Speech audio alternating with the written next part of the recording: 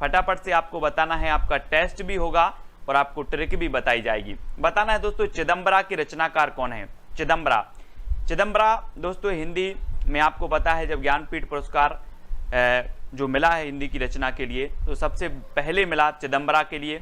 और एक किसकी रचना है तो ये है दोस्तों सुमित्रानंदन पंत जी की। ठीक है, सुमित्रानंदन पंत जी की है और आ नंबर आपका बिल्कुल सही हो जाएगा। और इसे कब मिला दोस्तों तो इसे मिला 1968 में। ठीक है, अब आपको कैसे याद रख लेना, आप कई बार पढ़ चुके लेकिन भूल जाते हो, लेकिन अब आपको कभी नहीं भूलने वाले, आपको याद रखना है कि चिदम्बरा के पंत 68 के हो गए हैं। क्या करना है आपको, चिदम्बरा के पंत 68 के हो गए हैं। तो चिदम्बरा पंत जी की रचना है और 68 में क्या मिला इन्हें, ज्ञानपीठ पुरस्कार मिला। अब आप कभी नहीं बोलोगे, है ना, पूछा जाएगा कि चिदम्बरा के पंत 68 के हो गए हैं, इतना याद रखना है सिर्फ आपको। ठीक है, तो याद हुआ आपको कि नहीं हुआ, क्या याद रखेंगे, चिदम्बरा के पंत 68 के हो गए हैं। ठीक है, उर्वशी के रचनाकार बताना दोस्तों। और मतलब होता है हृदय और बसी मतलब बसी, मतलब हृदय में बसी। अब बोले हृदय में बसी तो रात में बसी कि दिन में बसी, ये भी आपको बताना है। हृदय में बसी और में बसी तो बोले सर रात में नहीं दिन में बसी। दिन में बसी तो दिनकर, है ना, और बसी दिन में बसी। ठीक है, तो दिनकर जी हो जाएंगे दिनकर, और दिन से दिनकर, और उर्वशी रचना जो होगी वो दिनकर की होगी। और इसे 1972 में दोस्तों 72 में क्या मिला, ज्ञानपीठ पुरस्कार मिला। ये चीज भी आपको याद रखनी है। ठीक है, तो अब मैं आपसे कभी पूछूंगा कि उर्वशी के रचनाकार कौन है, बोले सर उर्वशी दिन में बसी, है ना, तो दिन में बसी तो दिनकर। ये चीज आपको याद रखनी है, बहुत ही बढ़िया रचना है और कई बार पूछी गई है। 1972 में से ज्ञानपीठ पुरस्कार मिला, कितनी नाव में कितनी बार। अब दोस्तों एक चीज बताना, आपको प्रश्न खुद कह रहा है कि उत्तर यहीं पर है, बोल रहा है ना, कितनी नाव में कितनी बार। आपको खुद पता नहीं है कि कितनी नाव में कितनी बार आप बैठे हो, मतलब वो चीज क्या है, अज्ञेय है, अज्ञात है ना। प्रश्न ने खुद बोला कि उत्तर यहीं पर है, कहीं जाने की जरूरत नहीं है। कितनी नाव में कितनी बार, बोले अज्ञेय। अज्ञेय से अज्ञेय आपके रचनाकार हो जाएंगे। कितनी नाव में कितनी बार, अज्ञेय, है ना। सच्चिदानंद हीरानंद वात्सायन अज्ञेय इनका पूरा नाम है दोस्तों, और इनकी रचना है कितनी नाव में कितनी बार, अज्ञेय जी की है। और 1978 में दोस्तों 78 में क्या मिला, इन्हें ज्ञानपीठ पुरस्कार मिला अज्ञेय जी को। ठीक है, तो अब मैं कभी भी आपसे पूछूंगा कितनी नाव में कितनी बार, बोले सर मुझे खुद पता नहीं है, अज्ञेय है ये तो, कि कितनी नाव में कितनी बार बैठ चुके हैं। ठीक है, तो अज्ञेय। यामा के रचनाकार कौन है दोस्तों, यामा बहुत ही बढ़िया रचना है, कई बार पूछी गई है। और अपन बोलते ना या माँ, ऐसे करके बोलते या माँ, तो माँ किससे बोलते हैं, बोले महादेवी से बोलते, मैं तो महादेवी, है ना। या माँ, माँ मतलब महादेवी, और महादेवी वर्मा इसके क्या हो जाएंगी, रचनाकार हो जाएंगी। या माँ कई बार पूछी गई दोस्तों, याद रख लेना, है ना। या और माँ तो आ ही रहा है, माँ, है ना, तो माँ से आपका महादेवी वर्मा। और महादेवी वर्मा आपको पता है दोस्तों, आधुनिक युग की मीरा इन्हें कहा जाता है। महादेवी वर्मा को छायावाद के 4 आधार स्तंभों में प्रमुख मानी जाती है महादेवी वर्मा। ठीक है, और इन्हें दोस्तों कब मिला, 1982 में। 1982 और 82 बार महादेवी जी की पूजा करके आना, फिर आपका एग्जाम भी निकल जाएगा। कितने बार पूजन करना है, 82 बार। बोले सर पूजन तो ठीक, हम 82 नारियल चढ़ा के आएंगे, बिल्कुल चढ़ा के आना। ठीक है, 82, तो 1982 महादेवी वर्मा जी की यामा के लिए ज्ञानपीठ पुरस्कार मिल गया। ठीक है, अगला है दोस्तों नरेश मेहता को ज्ञानपीठ पुरस्कार कब मिला। अब देखना दोस्तों 4 रचनाओं को ज्ञानपीठ पुरस्कार मिला, केवल 4 रचनाओं को। ठीक है, हिंदी की केवल 4 रचनाओं को ज्ञानपीठ पुरस्कार मिला। और एक क्वेश्चन बनता है कि निम्न में से बताइए हिंदी की किस एकमात्र महिला रचनाकार को किसी रचना के लिए ज्ञानपीठ पुरस्कार दिया गया, तो वो है महादेवी वर्मा, जिनकी रचना है यामा, और 1982 में इन्हें ज्ञानपीठ पुरस्कार मिला। ठीक है, नरेश मेहता को ज्ञानपीठ पुरस्कार कब मिला दोस्तों, नरेश मेहता होता है, नरेश मतलब होता है क्या, राजा। और आप कैसे याद रखोगे कि नरेश को बाण मार दिया, नरेश को बाण मार दिया, तो नरेश को बाण से हो जाएगा आपका 92, है ना। बोले बाण मार दिया किसको, नरेश को, तो नरेश को बाण मार दिया, तो 1992 में जो पुरस्कार मिलेगा इन्हें ज्ञानपीठ पुरस्कार मिलेगा। अब आप कभी नहीं बोला है ना, नरेश को क्या मार दिया, बाण मार दिया, तो 92, ठीक है, 92 में इन्हें पुरस्कार मिला ज्ञानपीठ पुरस्कार। नेक्स्ट आपसे पूछा जाएगा निर्मल वर्मा को पुरस्कार कब मिला दोस्तों, निर्मल वर्मा को बताना है।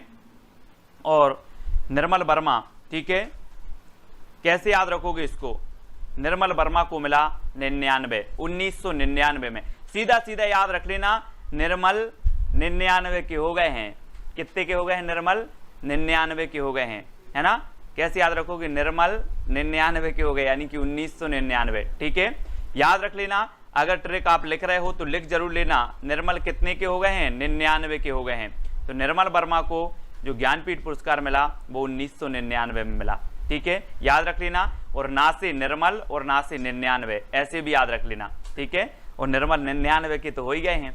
कुंवर नारायण को ज्ञानपीठ पुरस्कार कब मिला दोस्तों, कुंवर, दोस्तों एक चीज बता दें कि किसी विशेष क्षेत्र में कुंवर को जो जीजा जी होते ना, जीजा जी, उन्हें कुंवर बोला जाता है, कुंवर, है ना। और बोले मोरे एक कुंवर नहीं, कितने कुंवर हैं, पूरे 5 कुंवर। कितने कुंवर हैं, 5 कुंवर हैं। बोले कुंवर जी आ गए, कुंवर जी, है ना।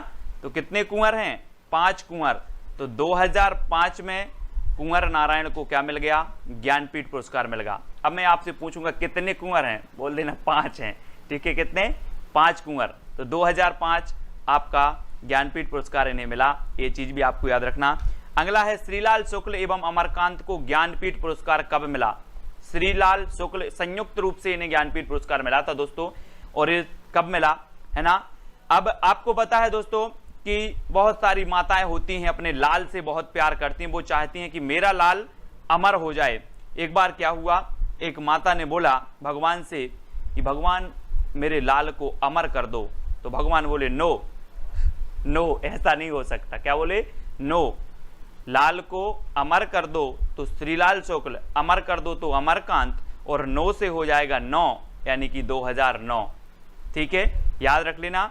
क्या बोला कि मेरे लाल को अमर कर दो, भगवान ने बोला नो, तो 9, है ना, 2009, याद रख लेना। श्रीलाल शुक्ल और अमरकांत को जो ज्ञानपीठ पुरस्कार मिला वो 2009 में मिला, है ना, नो नहीं हो सकता, ठीक है। अब आपको दोस्तों ऐसा भी बताना है, जो ट्रिक आपको सबसे अच्छी लगती है वो आप कमेंट में लिख के बता देना, ठीक है। केदारनाथ सिंह को ज्ञानपीठ पुरस्कार कब मिला, केदारनाथ सिंह, 4 विकल्प हैं तो जल्दी से बता देना, है ना। आपने देखा होगा दोस्तों बहुत सारे लोग केदारनाथ जाते हैं, है ना, केदारनाथ जी जय बोले यात्रा पे गए हैं केदारनाथ जी, है ना। तो कैसे याद रख लेना है, मेरा दद्दा केदारनाथ गया है ज्ञान लेने, क्या लेने, मेरा दद्दा, तेरा दद्दा केदारनाथ गया है क्या लेने, ज्ञान लेने। तो केदारनाथ गया है तो केदारनाथ सिंह, और 13 तो 2013 में इसे ज्ञानपीठ पुरस्कार मिला, और ज्ञान लेने तो ज्ञानपीठ पुरस्कार, ठीक है।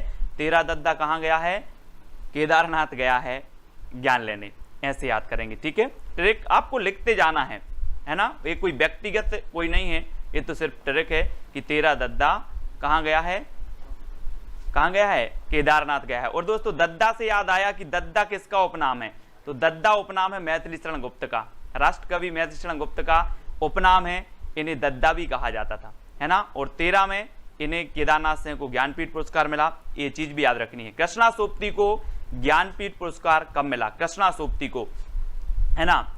तो आपको बताना है 17 में सोपती, कैसे याद रखोगे, 17 में सोपती, 17 में सोपती, है ना, 17 में सोपती, इतना बस याद रखना, 17 में सोपती। तो कृष्णा सोपती को 2017 में ज्ञानपीठ पुरस्कार मिला। और दोस्तों अभी तक 10 रचनाओं, मतलब 4 रचनाओं और बाकी साहित्यकारों को ज्ञानपीठ पुरस्कार मिला, हिंदी के 10 साहित्यकारों को ज्ञानपीठ पुरस्कार मिल चुका है ना। तो कैसे याद रखोगे, 17 में सोपती यानी कृष्णा सोपती, ठीक है। अब आपको जो ज्ञानपीठ पुरस्कार हैं उनके सन भी याद हो गए होंगे, किनको ज्ञानपीठ पुरस्कार रचनाओं को मिला वो रचनाएं भी आपको याद हो गई होंगी, ठीक है। इसके पहले के वीडियो व्यास सम्मान, साहित्य अकादमी पुरस्कार सब कुछ मैंने याद करवा दिया है दोस्तों, वो वीडियो जरूर देखें, और एक बार आप वीडियो देखेंगे कभी नहीं भूलेंगे। अब कभी भी आएगा कि कृष्णा सोपती को ज्ञानपीठ पुरस्कार कब मिला, तो आप सीधा बता दोगे सर 17 में सोपती, 17 में सोपती, है ना। निर्मल 99 के हो गए हैं, निर्मल 99 के हो गए हैं, 13 दद्दा केदारनाथ गया है, तो केदारनाथ से को 2013 में। अब आप कभी नहीं भूल पाएंगे। आज के वीडियो में क्या होगा दोस्तों, सबसे पहले आपको टेस्ट करवाया जाएगा, आपको रचना पता है कि नहीं पता है, फिर ओके, उसके बाद जो है क्या करना है मैं आपको ट्रिक बताऊंगा, ठीक है। तो जुड़े रहें, वीडियो को लाइक करें। पहला प्रश्न है, हेमतरंगिणी की रचनाकार कौन है? 4 विकल्प हैं दोस्तों आपके सामने और 2 सेकंड आपको दिए जाते हैं। हेमतरंगिणी बताना है दोस्तों, और आपको पता है दोस्तों कि जो हिम होते हैं, हिमखंड होते हैं, आपने देखा होगा ये हिम है ना, हिमखंड हैं, और ये देखो कैसे जमे हैं, ऐसे जमे हैं जैसा कौन जमा रहता है? माखन। यहाँ पर देखो माखन जमा रहता है, तो हिम जमे हैं माखन की तरह, तो हिम से हो जाएगा हेमतरंगिणी और माखन से हो जाएगा आपका माखनलाल चतुर्वेदी, ठीक है। तो हेमतरंगिणी जो रचना हो जाएगी वो किसकी हो जाएगी? माखनलाल चतुर्वेदी की हो जाएगी। सभी लोगों को पता है दोस्तों, एक भारतीय आत्मा इन्हें कहा जाता है, माखनलाल चतुर्वेदी को, ठीक है। और इसे दोस्तों 1955 में क्या मिला? साहित्य अकादमी पुरस्कार मिला। अब ये कैसे याद रखोगे 1955? तो आपको पता है दोस्तों कि आपने क्या किया, बचपन से लेके 55 तक क्या खाया? माखन ही तो खाया है। बोले कि सर मैंने तो बचपन से लेकर 55 तक माखन खाया है, माखन, और माखन खाया है, तो माखनलाल चतुर्वेदी की हेमतरंगिणी रचना के लिए साहित्य अकादमी पुरस्कार मिला 1955 में, ठीक है। याद हुआ कि नहीं हुआ? हो गया होगा। अगला प्रश्न है दोस्तों, पद्मावत संजीवनी व्याख्या के रचनाकार कौन है? 4 विकल्प है हमारे सामने, पद्मावत संजीवनी व्याख्या बताना है, तो आपका राइट आंसर क्या होगा? उत्तर हो जाएगा दोस्तों आपका बिल्कुल सही, वासुदेव शरण अग्रवाल, यानी कि बी नंबर आपका बिल्कुल सही है दोस्तों। और हमें दोस्तों वासुदेव की शरण में अगर जाना है तो अपने पद्मों, अपने पदम से, अपने पैर से चल करके जाना होगा, है ना। पदम से चल करके जाना है कहाँ? वासुदेव की शरण में, ठीक है। तो आपका वासुदेव शरण अग्रवाल हो जाएंगे क्या? पद्मावत संजीवनी व्याख्या के। अब इसको कब साहित्य अकादमी पुरस्कार मिला, ये चीज भी आपको बतानी है। तो दोस्तों 1956 में साहित्य अकादमी पुरस्कार मिला पद्मावत संजीवनी व्याख्या के लिए, और 56 इंच का सीना फुला करके हमें वासुदेव शरण की क्या है, वासुदेव की शरण में जाना है। वो भी कैसे जाना है? पद्मों से जाना है, तो पद्मावत संजीवनी व्याख्या, इस प्रकार से याद करेंगे, ठीक है। अगला बताना दोस्तों, बौद्ध धर्म दर्शन की रचनाकार कौन है? 4 विकल्प हैं अपने सामने, रामधारी सिंह दिनकर, वासुदेव शरण अग्रवाल, आचार्य नरेंद्र देव, राहुल सांकृत्यायन। तो बौद्ध धर्म दर्शन, दोस्तों आप भी बौद्ध धर्म के दर्शन करने जाते होंगे, जाते हैं। वैसे ही जो बौद्ध धर्म दर्शन करने गए, कौन गए? नरेंद्र देव गए, और नरेंद्र देव अपनी संतान को साथ में लेके गए, संतान को साथ में लेके गए। तो दोस्तों संतान को साथ में लेके गए, तो बौद्ध धर्म दर्शन को 1957 में क्या मिला? साहित्य अकादमी पुरस्कार मिला। और ये रचना किसकी है? तो ये रचना है नरेंद्र देव की, ठीक है। इस प्रकार से याद रखेंगे। आपसे पूछा जाएगा बौद्ध धर्म दर्शन के रचनाकार कौन है, तो आपको बताना है नरेंद्र देव, ठीक है। और नरेंद्र देव जो है अपनी संतान को साथ में लेकर के बौद्ध धर्म के दर्शन करने गए थे, ठीक है। अगला बताना है मध्य एशिया का इतिहास के रचनाकार कौन है? 4 विकल्प हैं दोस्तों, 4 में से आपका राइट आंसर क्या हो जाएगा? दोस्तों मध्य एशिया का इतिहास बताना है, और इसके जो रचनाकार हो जाएंगे वो कौन हो जाएंगे? मध्य एशिया का इतिहास यानी कि राहुल सांकृत्यायन, राहुल सांकृत्यायन, यानी कि डा नंबर आपका बिल्कुल सही है दोस्तों। मध्य एशिया का इतिहास गवाह है कि राहुल जी, आपने नाम सुना होगा, राहुल जी की क्या नहीं हुई? शादी नहीं हुई। क्या वे 58 साल में शादी करेंगे? कितने साल में? 58 साल में शादी करेंगे क्या, है ना। और पूरे मध्य एशिया में घूम आए हैं, लेकिन उन्हें अभी तक क्या नहीं मिली है? कोई अच्छी लड़की नहीं मिली है। राहुल सांकृत्यायन, याद रख लेना, ठीक है। तो मध्य एशिया का इतिहास क्या है? राहुल सांकृत्यायन की रचना है, और 1958 में इसे साहित्य अकादमी पुरस्कार मिला। तो ये चीज भी आपको याद रखनी है, ठीक है। मध्य एशिया का इतिहास, राहुल सांकृत्यायन, और 1958 में क्या मिल गया? साहित्य अकादमी पुरस्कार मिला। अगला है दोस्तों संस्कृति के 4 अध्याय, ये कौन है? संस्कृति के 4 अध्याय दिन में पढ़ना है या रात में पढ़ना है? तो जल्दी से आप बताएं। संस्कृति के 4 अध्याय दोस्तों हमें दिन में पढ़ना है, इसलिए रचना किसकी हो जाएगी? दिनकर जी की हो जाएगी। ठीक है, दिनकर जी की हो जाएगी। और 59 है ना, 59 याद रख लेना, 59 की है, 1959 की। और याद रखना कि संस्कृति के 4 अध्याय हमें 59 दिन में पढ़ना है। कितने दिन में पढ़ना है? 59 दिन में पढ़ना है। तो 1959 इसको साहित्य अकादमी पुरस्कार मिलेगा 1959 में, और 59 दिन में मिलना है। तो दिनकर इनकी रचना हो जाएगी, दिनकर की रचना हो जाएगी संस्कृति के 4 अध्याय। ठीक है, तो 1959 आपको याद रख लेना है। इस रचना के लिए इन्हें ज्ञानपीठ पुरस्कार मिला है। अगला देखते हैं दोस्तों, कला और बूढ़ा चांद की रचनाकार कौन है? तो बहुत ही बढ़िया रचना है दोस्तों। 4 विकल्प हैं, 4 में से चयन करना है, कला और बूढ़ा चांद। तो आपका राइट आंसर क्या हो जाएगा? किसकी रचना है ये? तो अधिकांश लोगों को पता है कि जो कला और बूढ़ा चांद रचना है ये सुमित्रानंदन पंत की है। किसकी है? सुमित्रानंदन पंत की है। ये चीज आप याद रख लेना, है ना। कला और बूढ़ा चांद के बीच क्या है? सुमित्रा है, यानी कि अच्छे मित्र हैं। कला और बूढ़ा चांद अच्छे मित्र हैं। और इसे कब मिलेगा साहित्य अकादमी पुरस्कार? तो इसे मिला है दोस्तों 1960 में। कब मिला है? 1960।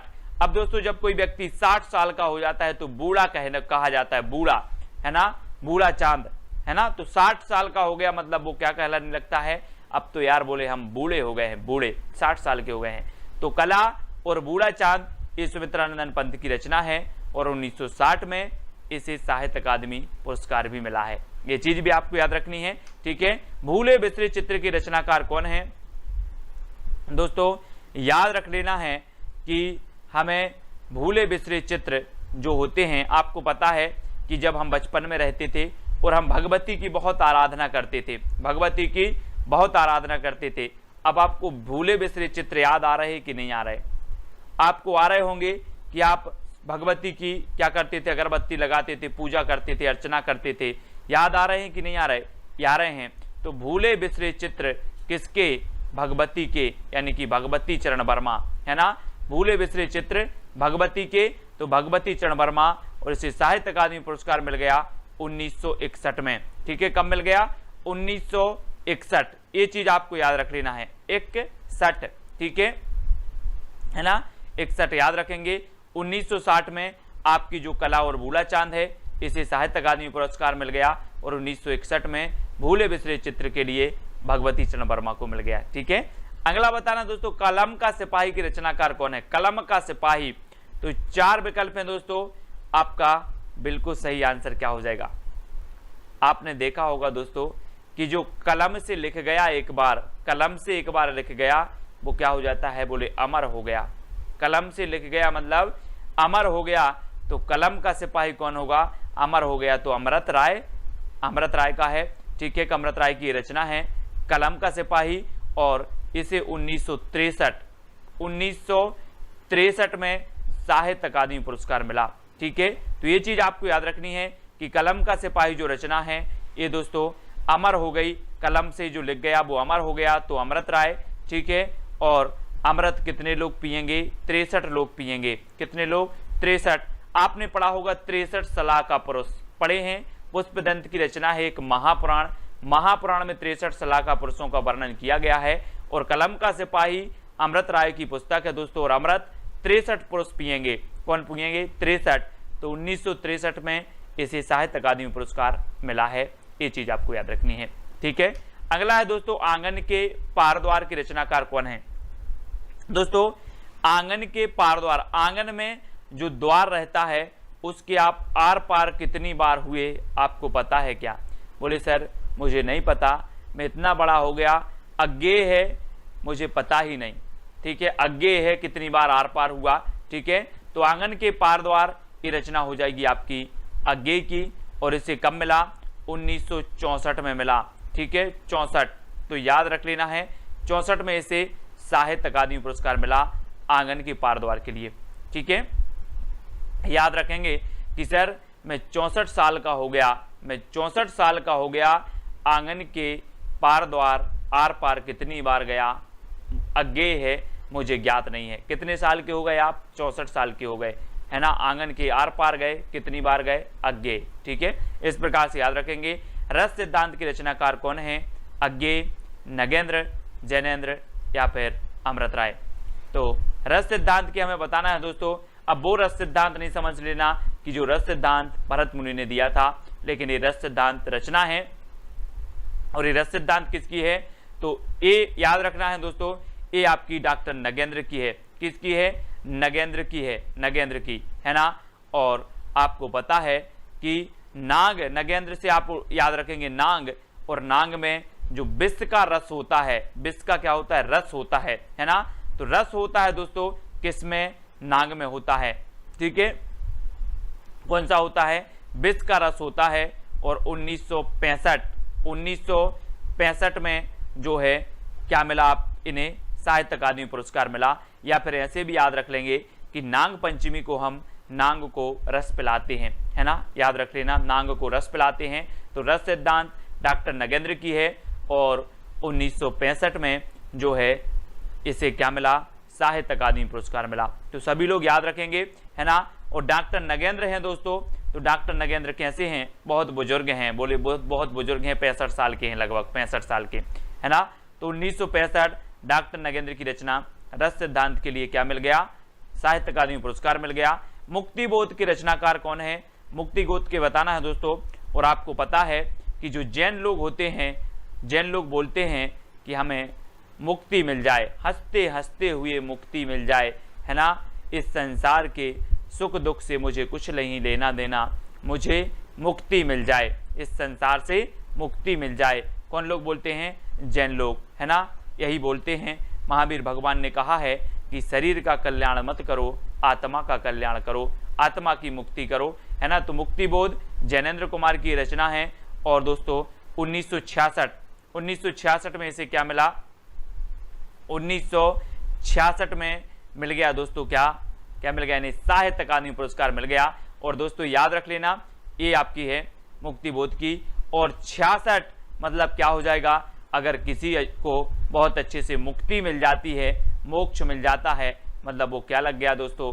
डबल छक्का, है ना। आप जैसे 6 लगता है मैच में और खुश होते हो, ऐसे ही अगर किसी को अच्छी मुक्ति मिल जाए, है ना, तो वो डबल छक्का हो जाएगा, है ना, डबल खुशी आपको मिल जाएगी, है ना। 6 तो 1966 याद रखेंगे।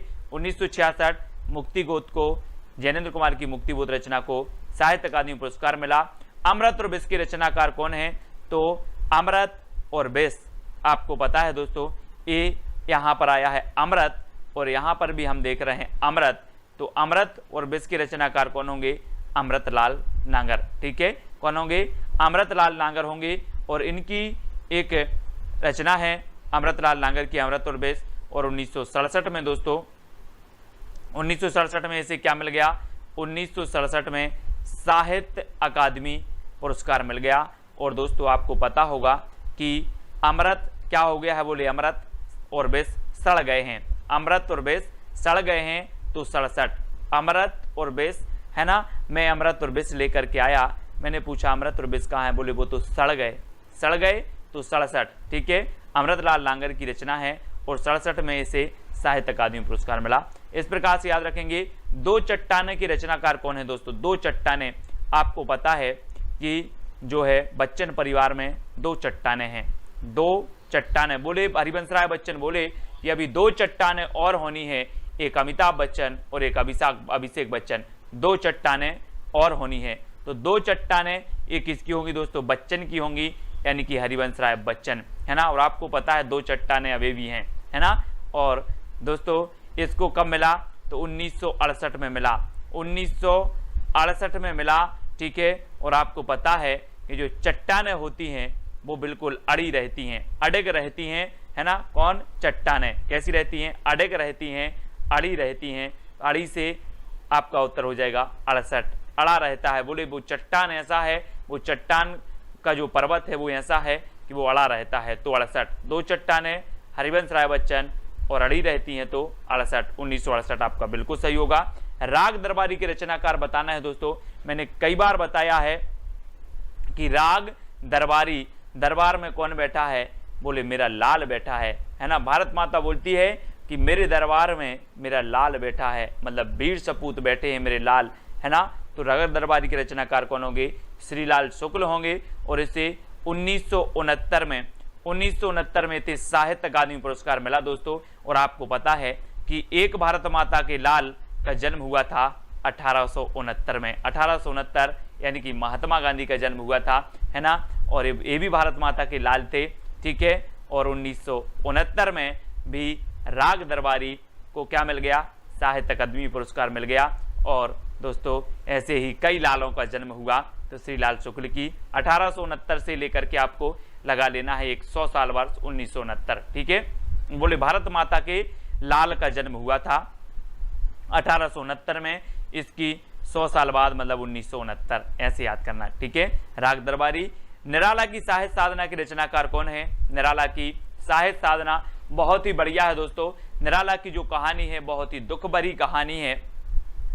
और दोस्तों इन्होंने साहित्य की सेवा की, साहित्य की साधना की, वो सब छोड़ के, विलासिता का जीवन छोड़ के, विलास का जीवन छोड़ के निराला जी ने साहित्य की साधना की, है ना। काय का जीवन छोड़ के विलास का, तो निराला की साहित्य साधना किसकी रचना हो जाएगी, रामविलास शर्मा, रामविलास शर्मा की रचना होगी। और इसे 1970 में साहित्य अकादमी पुरस्कार मिला।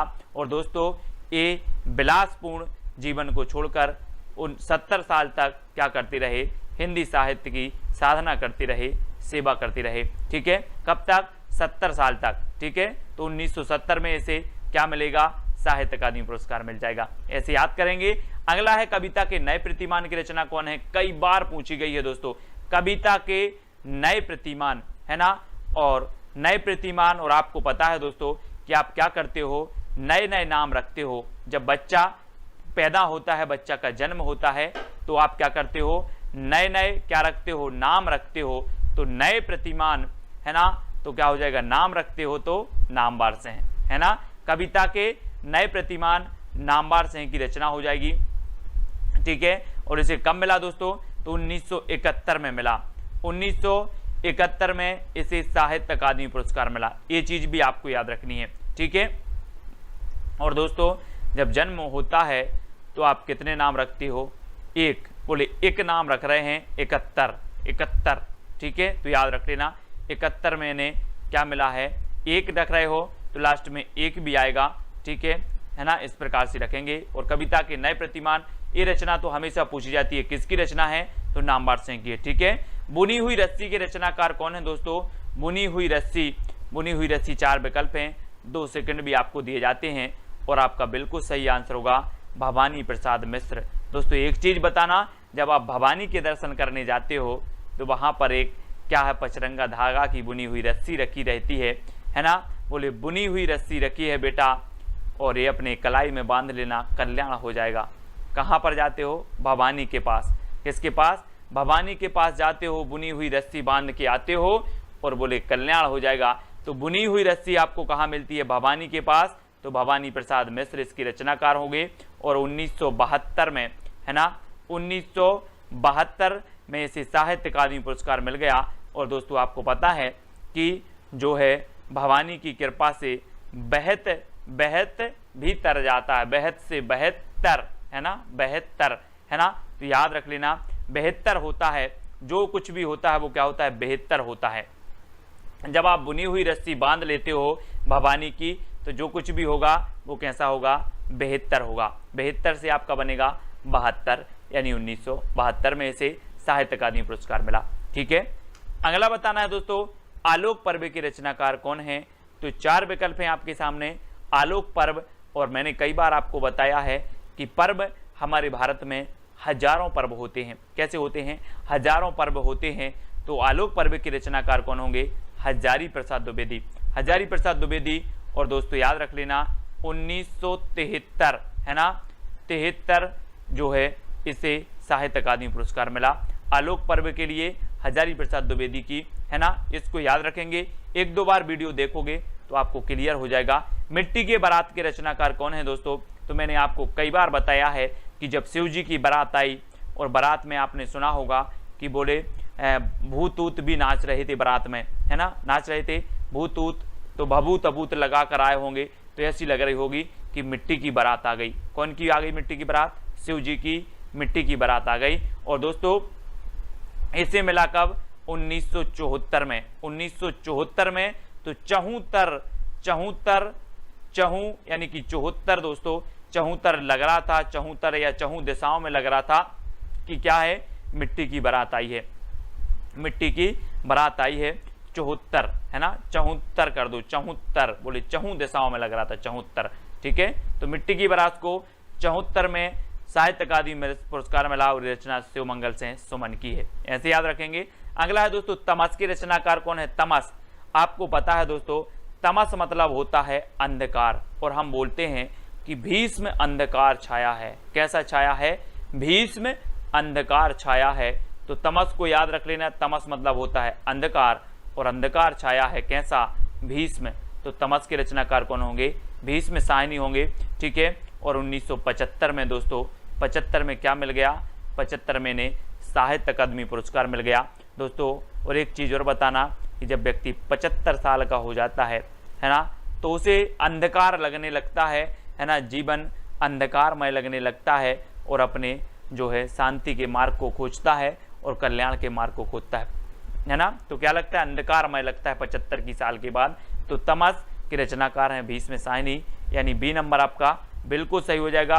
और 1975 में से साहित्य अकादमी पुरस्कार मिला दोस्तों। जहां जैसी ट्रिक निकली बताने का प्रयास किया है, नॉर्मल भी ये भी आप याद रख सकते हो, लेकिन इन रचनाओं को याद रख लेना सबसे पहली प्राथमिकता आपकी बनती है, ठीक है दोस्तों। आज को आपको बताना है तेरी मेरी उसकी बात की रचनाकार कौन है। बहुत ही बढ़िया रचना है, कई बार पूछी जा चुकी है दोस्तों। तेरी मेरी उसकी बात, है ना, अपन बोलते हैं ना कि तेरी मेरी उसकी बात किसी को नहीं बताना। क्या बोलते हैं अपन? तेरी मेरी उसकी बात किसी को नहीं बताना। लेकिन मैं आपसे बोल रहा हूं कि अपने एक ग्रुप है, ग्रुप एडमिन है, यस करके है, यस नाम है उनका, और तेरी मेरी उसकी बात किसको नहीं बताना? यस को नहीं बताना, यस को, ठीक है, याद रखेंगे। आ नंबर आपका बिल्कुल सही है, हमेशा आपकी मदद करते हैं पीडीएफ और हर एक चीज में, यस। तो तेरी मेरी उसकी बात किसको नहीं बताना? यस को नहीं बताना। मतलब इसकी रचनाकार कौन होंगे? यशपाल, ठीक है, यशपाल, यानी कि जो आ नंबर है वो आपका बिल्कुल सही हो जाएगा दोस्तों। और इसको जो साहित्य अकादमी पुरस्कार मिला वो मिला 1976 में। 1976 में इस रचना के लिए क्या मिला? साहित्य अकादमी पुरस्कार मिला, ठीक है। तो याद रख लेना, तेरी मेरी उसकी बात यस को नहीं बताना, और 1976 में इसे साहित्य अकादमी पुरस्कार मिला। और कब तक नहीं बताना? 76 साल तक नहीं बताना, ठीक है। तो 1976 आपका हो जाएगा साहित्य अकादमी। अगला बताना है दोस्तों, चुका भी नहीं हूं मैं, चुका भी नहीं हूं मैं की रचनाकार कौन है। थोड़ी सी इमेज दी है, अगर आप समझ सको कुछ तो बता दोगे। 4 विकल्प हैं, 2 सेकंड। आपको पता है दोस्तों, आपको पता है कि जब शेर और हिरन क्या करते हैं? साथ साथ दौड़ते हैं एक दूसरे को, मतलब जो शेर है वो हिरन को पकड़ता है, और हिरन कई बार आपने देखा होगा कि क्या करती है? निकल जाती है, और शेर चूक जाता है ना। लेकिन शेर देखता है आजू बाजू, बोले अभी चूका नहीं हूं मैं, चूका भी नहीं हूं, अभी चूका भी नहीं हूं। तो शेर बोलता है चूका भी नहीं हूं। तो इस जो रचना है वो किसकी हो जाएगी? शमशेर बहादुर जी की, ठीक है। याद रखना दोस्तों, इन्हें कवियों का कवि भी कहा जाता है, शमशेर बहादुर साहब को। और ये क्या करते हैं? हिरन और शेर साथ साथ दौड़ते हैं, साथ साथ दौड़ते हैं। तो 1977 में इसे इस रचना के लिए साहित्य अकादमी पुरस्कार मिला। तो साथ साथ से याद रख लेना, है ना। और शेर क्या बोल रहा है कि चूका भी नहीं हूं, अभी दूसरा हिरन देख लेंगे, ठीक है। तो शमशेर बहादुर यानी बा नंबर आपका बिल्कुल सही हो जाएगा।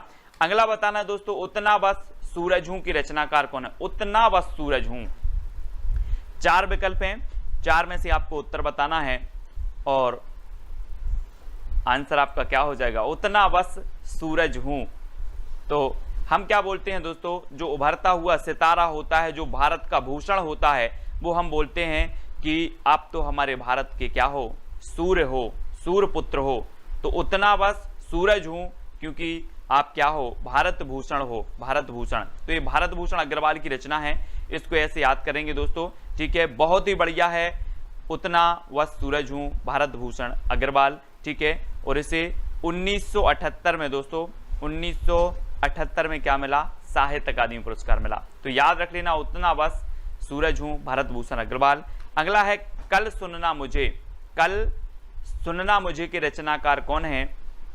अब दोस्तों एक चीज बताना, मैं अगर आपसे बोलूं कि आज तो आप लोग सुनते नहीं हो मुझे, जब मैं धूल में मिल जाऊंगा तो कल सुनना मुझे। काय में मिल जाऊंगा, धूल में मिल जाऊंगा तो कल सुनना मुझे। तो इसके जो लेखक होंगे वो कौन होंगे, कौन होंगे, कल सुनना मुझे जब धूल में मिल जाऊंगा, तो आपका उत्तर होगा धूमिल, है ना, धूमिल। कल सुनना मुझे धूमिल की रचना है ना। और इसे कब मिला, 1979 में दोस्तों, 1979 में इसे साहित्य अकादमी पुरस्कार से नवाजा गया। ये चीज भी आपको याद रखनी है, ठीक है। अब मैं आपसे कभी भी पूछूंगा कल सुनना मुझे जब धूल में मिल जाऊंगा, तो धूमिल, ठीक है, धूमिल, यानी डी नंबर आपका बिल्कुल सही हो जाएगा। अगला है दोस्तों जिंदगी नामा जिंदा रुख, कई बार पूछी गई ये रचना। और आपको पता है दोस्तों कि हम जब हिंदी साहित्य में पढ़ते हैं तो मीराबाई को जरूर पढ़ते हैं, मीराबाई को पढ़ते हैं, है ना। और मीराबाई को जब हम पढ़ते हैं तो इनके बारे में सिर्फ इतना ही कहा जाता है कि इन्होंने अपनी जिंदगी कृष्ण के नाम कर दी। किसके नाम कर दी, कृष्ण के नाम कर दी। जिंदगी नामा जो रचना होगी वो किसकी होगी, जिंदगी नाम कर दी किसके, कृष्ण के, तो कृष्णा सोबती, है ना। जिंदगी नामा जिंदा रुख ये कृष्णा सोबती की है, क्योंकि जिंदगी नाम कर दी साहब, है ना, कृष्ण के, तो कृष्णा सोबती। आ नंबर आपका बिल्कुल सही है। और 1980 में दोस्तों, 1980 में क्या मिला, क्या मिला, यानी साहित्य अकादमी पुरस्कार मिला जिंदगी नामा जिंदा रुख के लिए, ठीक है। याद रख लेना, मैं कभी भी पूछूं जिंदगी नामा के रचनाकार कौन है, आप बता दोगे सर जिंदगी नाम कर दी कृष्ण के, ठीक है, तो कृष्णा सोबती, है ना। अगला बताना ताप के ताए हुए दिन। दोस्तों दिन बहुत सारे आते हैं, सुख के दिन आते हैं, दुख के आते हैं, वैसे ही ताप के ताए हुए दिन आए हैं। और आप ताप के ताए हुए दिन कैसे देख रहे हो, अपने लोचन से देख रहे हो। यहाँ पर देखो ये लोचन है ना, और त्रिलोचन यानी कि जिसकी 3 आंखें हो, है ना, वो त्रिलोचन। और ताप के ताए हुए दिन हमने कैसे देखे, लोचन से देखे, तो त्रिलोचन, है ना, त्रिलोचन। अब मैं कभी भी पूछूंगा कि ताप के ताए हुए दिन ये रचना किसकी है, आप बता देना कि सर ताप के ताए हुए दिन आए तो जरूर थे, लेकिन हमने लोचन से देखे थे, त्रिलोचन से देखे थे, ठीक है। तो त्रिलोचन यानी कि बी नंबर आपका बिल्कुल सही हो जाएगा। अगला देखें विकलांग श्रद्धा का दौर के रचनाकार कौन है।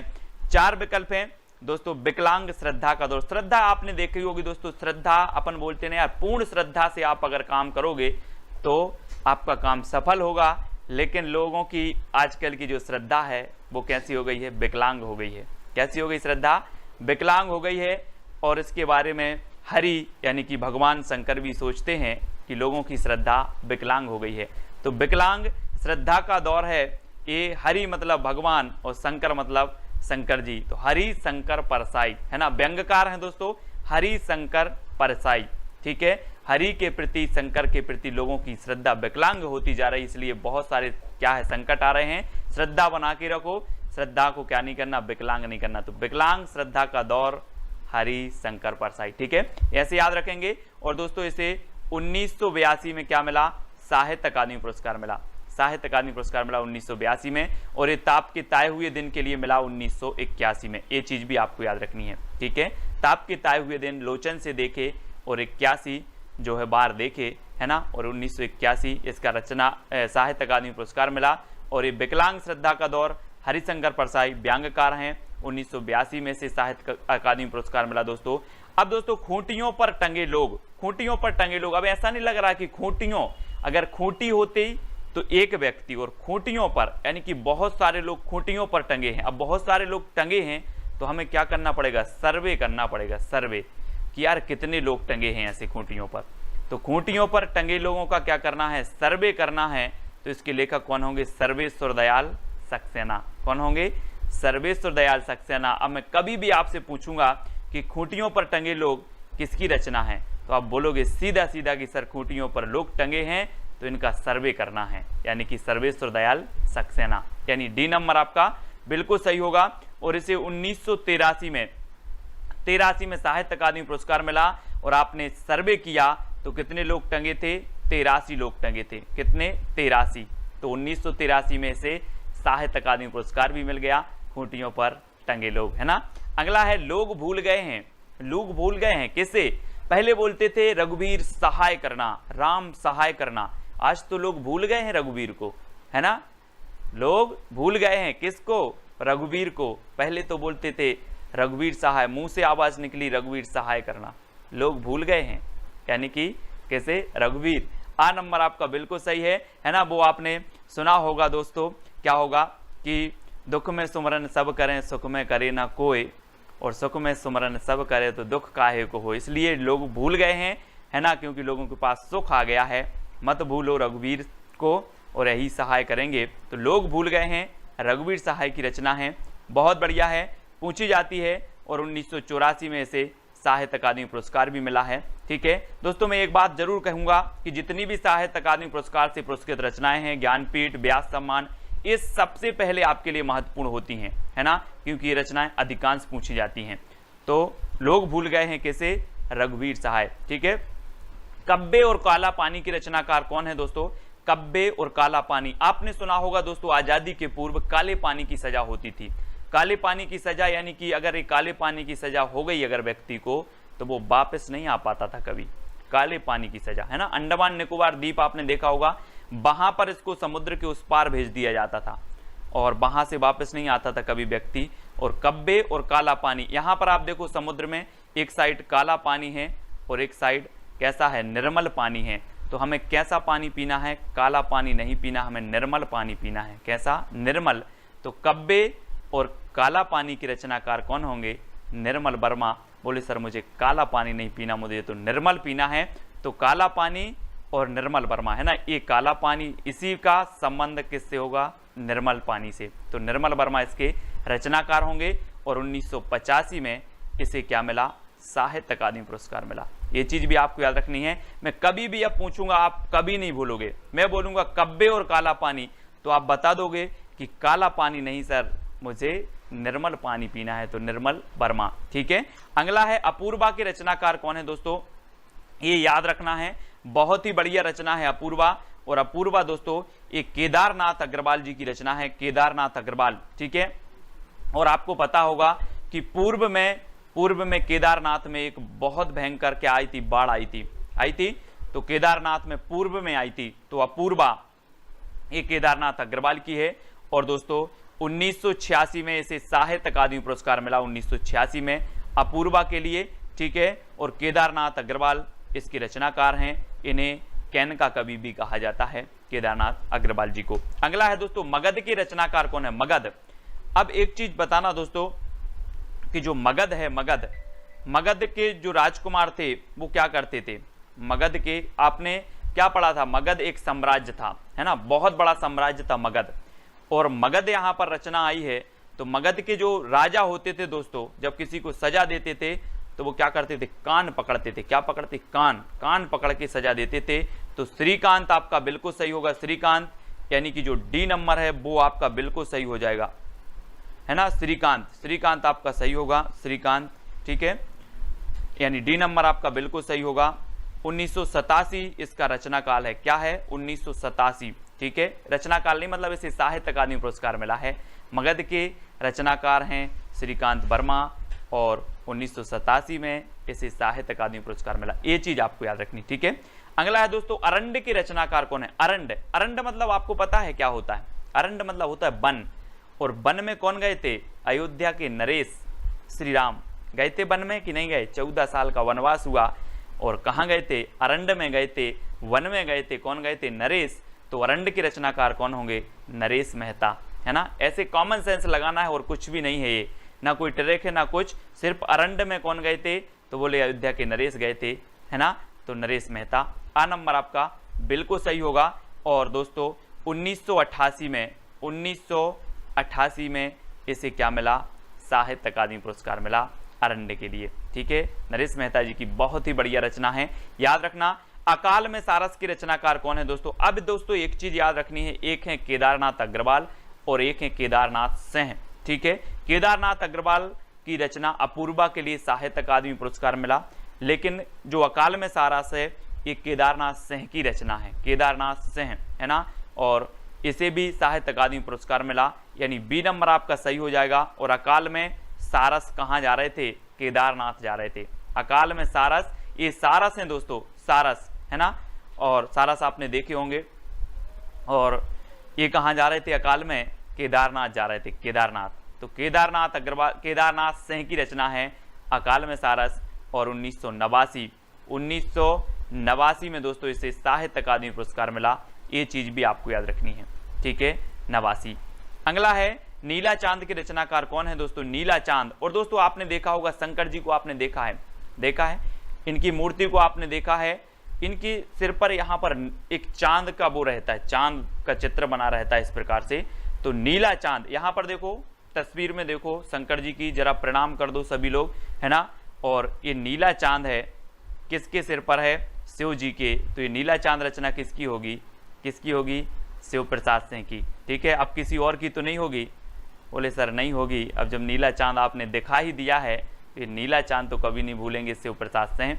और इसे मिला 1990 में। 1990 में क्या मिल गया दोस्तों? साहित्य अकादमी पुरस्कार मिला, साहित्य अकादमी। ठीक है, इसको आपको याद रखना है दोस्तों। मैं वक्त के हूं सामने, मैं वक्त के हूं सामने, मैं अगर किसी से बोलूं कि मैं वक्त के हूं सामने, तो वो बोलेगा यार वक्त के सामने क्यों खड़ा है, गिर जा, क्या कर, गिर जा। तो मैं वक्त के हूं सामने क्यों खड़ा है, गिर जा, यानी कि गिरजा कुमार माथुर। ठीक है, गिरजा कुमार माथुर इसके रचनाकार हो जाएंगे। अब वक्त के सामने खड़े नहीं होना है, गिर जाना है। ठीक है, तो गिरजा कुमार माथुर, मैं वक्त के हूँ सामने, गिरजा कुमार माथुर। और 1991, ठीक है, 1991 में दोस्तों इसे क्या मिला? साहित्य अकादमी पुरस्कार मिला 1991। और 90 में इसे मिला था आपकी नीला चांद के लिए। ठीक है, ये तो आपको पता है, नीला चांद 90 में इसे मिला। 1991 में मैं वक्त के हूँ सामने, इसके लिए साहित्य अकादमी पुरस्कार मिल गया। और ढाई घर के रचनाकार कौन है दोस्तों? अब देखो दोस्तों एक चीज याद रखना कि हमने यहां पर पढ़ा कि मैं वक्त के हूं सामने, गिरजा कुमार माथुर। ठीक है, लेकिन ढाई घर, अब यहां पर कॉमन सेंस लगाना, ढाई घर हो कैसे गया? 3 घर हुए हो, पहले तो होंगे 3 घर, 3 घर में से आधा घर क्या हो गया? गिर गया, गिर गया, बचे कितने? ढाई घर। तो ढाई घर में से आधा, 3 में से आधा गिरा, क्या गिरा? घर गिरा।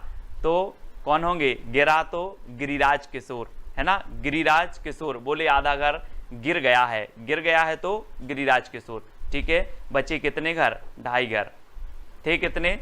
3 घर थे इस प्रकार से, और यहां से आधा घर गिर गया तो बचे ढाई। बोले सर ढाई घर, आधा कहाँ गया? बोले गिर गए, तो गिरिराज किशोर, यानी आ नंबर आपका बिल्कुल सही होगा। ढाई घर के रचनाकार गिरिराज किशोर। और 1992 में इसे क्या मिल गया? साहित्य अकादमी पुरस्कार मिल गया। बहुत ही बढ़िया, कई बार पूछी गई है। अब आप कभी नहीं भूलोगे, आप तो वीडियो देखकर भूल जाना वीडियो को। जब आप परीक्षा हॉल में बैठोगे और क्वेश्चन आपके सामने आएगा तो ये ट्रिक आपको याद आ ही जाएगी। आपको कोई कोड याद नहीं करवा रहा मैं, सिर्फ आप प्रश्न को देखोगे और उत्तर आप 101% सही लगा के आए हुए। ठीक है, ढाई घर की रचनाकार गिरिराज किशोर हैं। अर्धनारीश्वर की रचनाकार बताना है। अर्धनारीश्वर दोस्तों, अर्धनारीश्वर, ये आपने देखा होगा कुछ कुछ लोग ऐसे होते हैं कि उनमें आधे गुण तो होते हैं नारी के और आधे होते हैं पुरुष के, है ना। अब बोले सर बोले यार आधे गुण आप में नारी के आधे पुरुष के हैं, ये कैसा हुआ? अरे बोले अब विष्णु जी हैं सृष्टि के रचयिता, जैसा बनाया भगवान ने वैसा है ना। तो किसने बनाया सृष्टि को? विष्णु जी ने। अब भगवान ने जैसा बनाया यानी कि अर्धनारीश्वर बनाया, तो अर्धनारीश्वर हैं यानी कि विष्णु प्रभाकर। ठीक है, विष्णु प्रभाकर।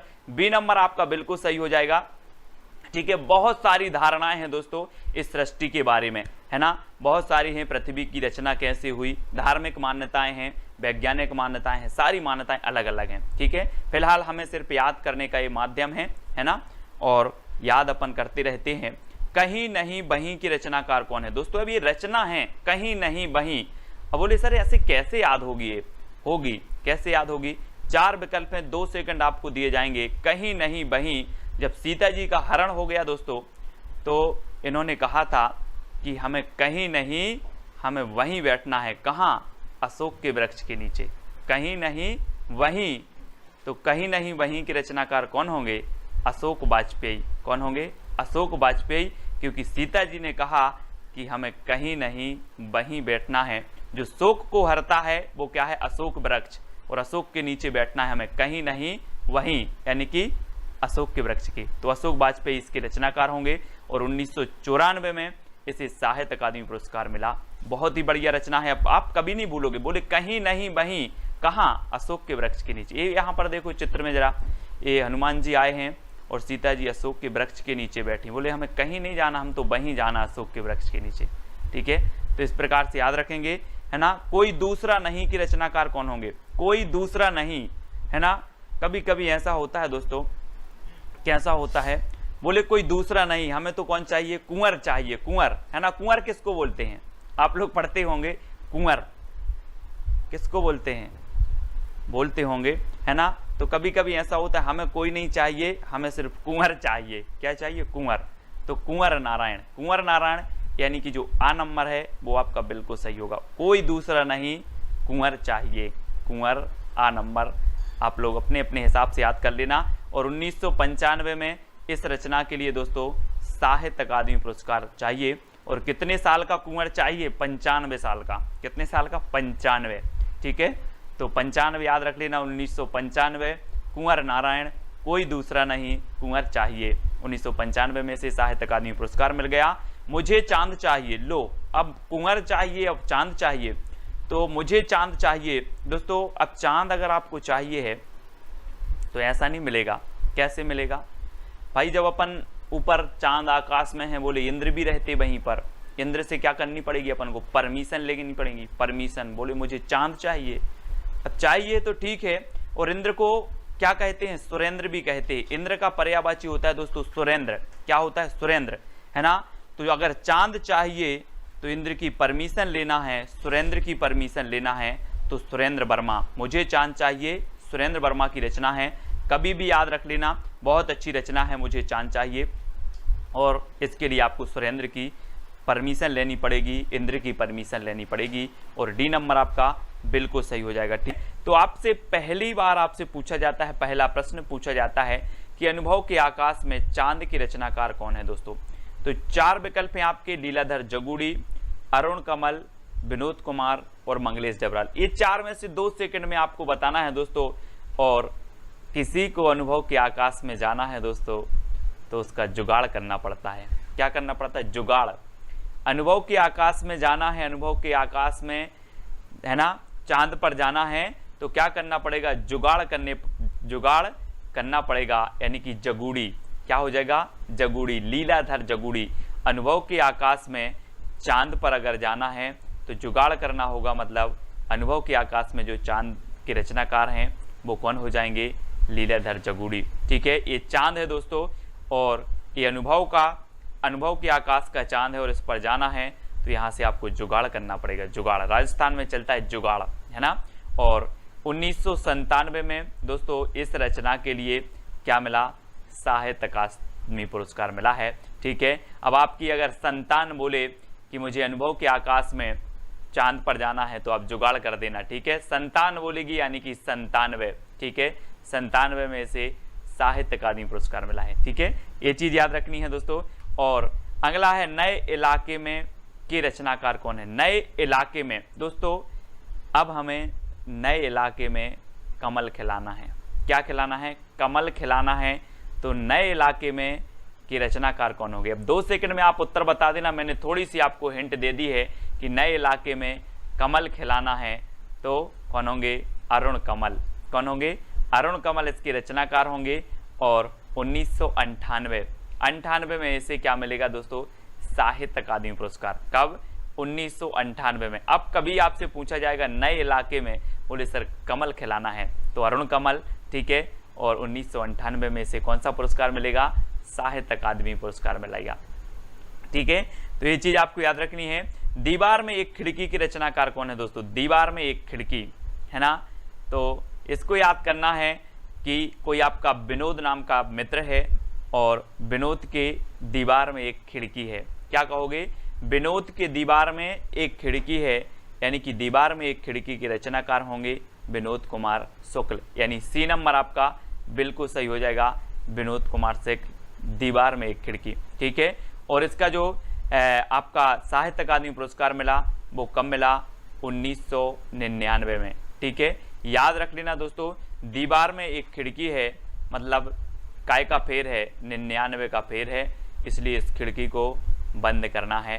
ठीक है, तो दीवार में एक खिड़की, किसकी दीवार में? विनोद की दीवार में एक खिड़की है, मतलब 99 का फेर है। 99 हम बोलते हैं ना, 99 का आंकड़ा है। सचिन तेंदुलकर कई बार 99 पे आउट हुआ, 99 का कुछ तो आंकड़ा होगा ना, तो 1999 में इसे साहित्य अकादमी पुरस्कार मिला। ये चीज़ भी आपको देखनी है। अगला है दोस्तों, हम जो देखते हैं वो कैसा होता है? हम जो देखते हैं वो मंगल मंगल होता है ना। तो मंगलेश डबराल जी की रचना है, हम जो देखते हैं वो कैसा होता है? मंगल मंगल देखते हैं, है ना। कभी हमने अमंगल नहीं देखा, हम जो देखते हैं वो मंगल मंगल देखते हैं, और हम जो देखते हैं वो मंगल मंगल हो जाता है। तो हम जो देखते हैं कैसा देखना है? मंगल मंगल देखना है। मंगल मंगल हो जाए तो मंगलेश डबराल, यानी कि जो विकल्प नंबर आपका डी है वो बिल्कुल सही हो जाएगा। और 2000, जी हाँ दोस्तों, 2000 इसका सन है, 2000 में से साहित्य अकादमी पुरस्कार मिलेगा। और दोस्तों आपको कहीं 2000 रुपये मिल जाएं तो आपका तो मंगल मंगल हो जाएगा, है ना। बोले हम जो देखते हैं वो 2000 का नोट देखते हैं, और बोले मंगल मंगल हो जाता है ना। 2000 का नोट मिल जाए तो मंगल मंगल हो जाएगा, मंगल। डी नंबर आपका बिल्कुल सही होगा। कली कथा बाया बाईपास की रचनाकार कौन है दोस्तों? तो बताना है, 4 विकल्प हैं, 4 में से आपको बताना है। कली कथा बाया बाईपास, तो जल्दी से बताना है। ऐसे याद रखेंगे दोस्तों, कैसे याद रखेंगे कि अलका का पलका बाईपास में डला है और वहां पर क्या हो रही है? कथा हो रही है। ठीक है, अलका का पलका बाईपास में डला है और क्या हो रही है? कथा हो रही है। तो कली कथा बाईपास के रचनाकार कौन होंगे? अलका श्रावगी। ठीक है, अब याद रखेंगे, कभी नहीं भूलना है अलका का पलका कहाँ डला है? बाईपास में, और वहां पर क्या हो रही है? कथा हो रही है। सभी को सुनने जाना है। ठीक है, कली कथा बाया बाईपास अलका श्रावगी की रचना है, और 2001 में कब मिला इन्हें? 2001 में साहित्य अकादमी पुरस्कार मिला है। बहुत ही बढ़िया रचना है दोस्तों, कली कथा बाया बाईपास। ठीक है, तो इस प्रकार से ये तो सिर्फ मात्र याद करने का एक तरीका है, ट्रिक है, जिससे आपके माइंड में सेट हो जाए। ठीक है, बाकी कोई वास्तविकता से लेना देना नहीं रहता अपनी ट्रिक का। ठीक है, तो कली कथा बाया बाईपास की जो रचनाकार हैं वो अलका श्रावगी हैं, इतना आपको याद रखना। 2 पंक्तियों के बीच, दोस्तों आप लोग बोलते हो सर पंक्तियां याद करवा दो, पंक्तियां याद करवा दो, लेकिन मुझे पता है मैं क्यों नहीं करवाता। पंक्तियों में बड़ा जोश होता है। क्या होता है? 2 पंक्तियों के बीच बड़ा जोश होता है। बोलती हैं सर मेरी ट्रिक पहले बनवाओ, बोलती है मेरी ट्रिक पहली बनाओ। 2 पंक्तियों के बीच क्या है? जोश है। मेरी ट्रिक पहले बनाओ, मेरी ट्रिक पहले बनाओ। ठीक है, इसलिए मैं बना नहीं पा रहा हूँ। 2 पंक्तियां बोलती हैं, है ना। 2 पंक्तियों के बीच क्या है? जोश है। तो 2 पंक्तियों के बीच के रचनाकार कौन होंगे? राजेश जोशी। राजेश जोशी यानी कि जोश, है ना, राजेश जोशी। तो जोशी से क्या आएगा? जोश। और 2 पंक्तियों के बीच क्या है? जोश है ना। तो 7 नंबर आपका बिल्कुल सही होगा। और इसे 2002 में, अब 2 पंक्ति आ रही हैं दोस्तों, है ना, 2 पंक्ति आ रही हैं, तो 2002 में क्या मिलेगा? आगे पीछे, आगे 2 और पीछे 2। बोले ऐसा नंबर बताओ जिसमें आगे 2 और पीछे 2। बोले 2002। अब 2 पंक्तियों के बीच जोश है तो राजेश जोशी, इस प्रकार से याद रखेंगे। और 2002 में इसे साहित्य अकादमी पुरस्कार भी मिल जाता है। ठीक है, कितने पाकिस्तान के रचनाकार कौन है दोस्तों? कितने पाकिस्तान, है ना। मैंने बोला कि पाकिस्तान है, बोले कितने पाकिस्तान है बता दो, मैं सभी जगह क्या खिला दूंगा? कमल खिला दूंगा, है ना। कमल खिला दूंगा, वहां के लोग अच्छे बन जाएंगे, है ना। तो कितने पाकिस्तान के रचनाकार कौन होंगे? कौन होंगे? कमल खिला दूंगा तो कमलेश्वर। कौन होंगे? कमलेश्वर, है ना। याद रख लेना, इनकी एक आत्मकथा है दोस्तों। गर्दिश के दिन जब इनकी आत्मकथा पढ़ोगे, इनके बारे में पढ़ोगे, तो आपको भी आंसू आ जाएंगे कमलेश्वर के बारे में। इनकी ये रचना है कितने पाकिस्तान, और इसे 2003 में दोस्तों इसे क्या मिला, साहित्य अकादमी पुरस्कार मिला। ठीक है, तो कितने पाकिस्तान के रचनाकार कौन है?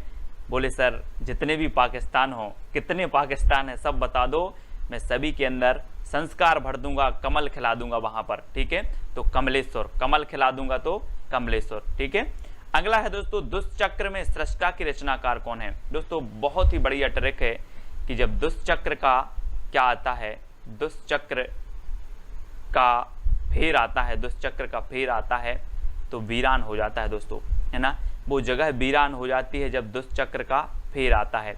तो दुष्चक्र में सृष्टा की रचनाकार कौन है? दुष्चक्र में सृष्टा की रचनाकार होंगे बीरेन डंगवाल। कौन है? बीरेन डंगवाल। दुष्चक्र बोले हमारे ऊपर तो क्या चल रहा है, दुष्चक्र चल रहा है और हम तो क्या हो गए, वीरान हो गए, है ना।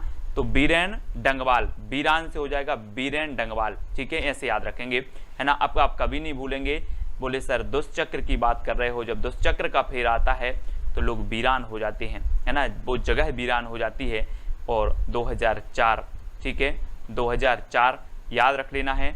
2004 में दुष्चक्र में सृष्टा, और 2004 में आपको पता है दोस्तों कि सुनामी आई थी, और सुनामी आई यानी कि दुष्चक्र, है ना, दुष्चक्र आया और वो जगह ही वीरान हो गई जहां जहां सुनामी आई। ठीक है, तो याद रखेंगे दुष्चक्र जब भी आता है तो वीरान, तो बीरेन डंगवाल की है।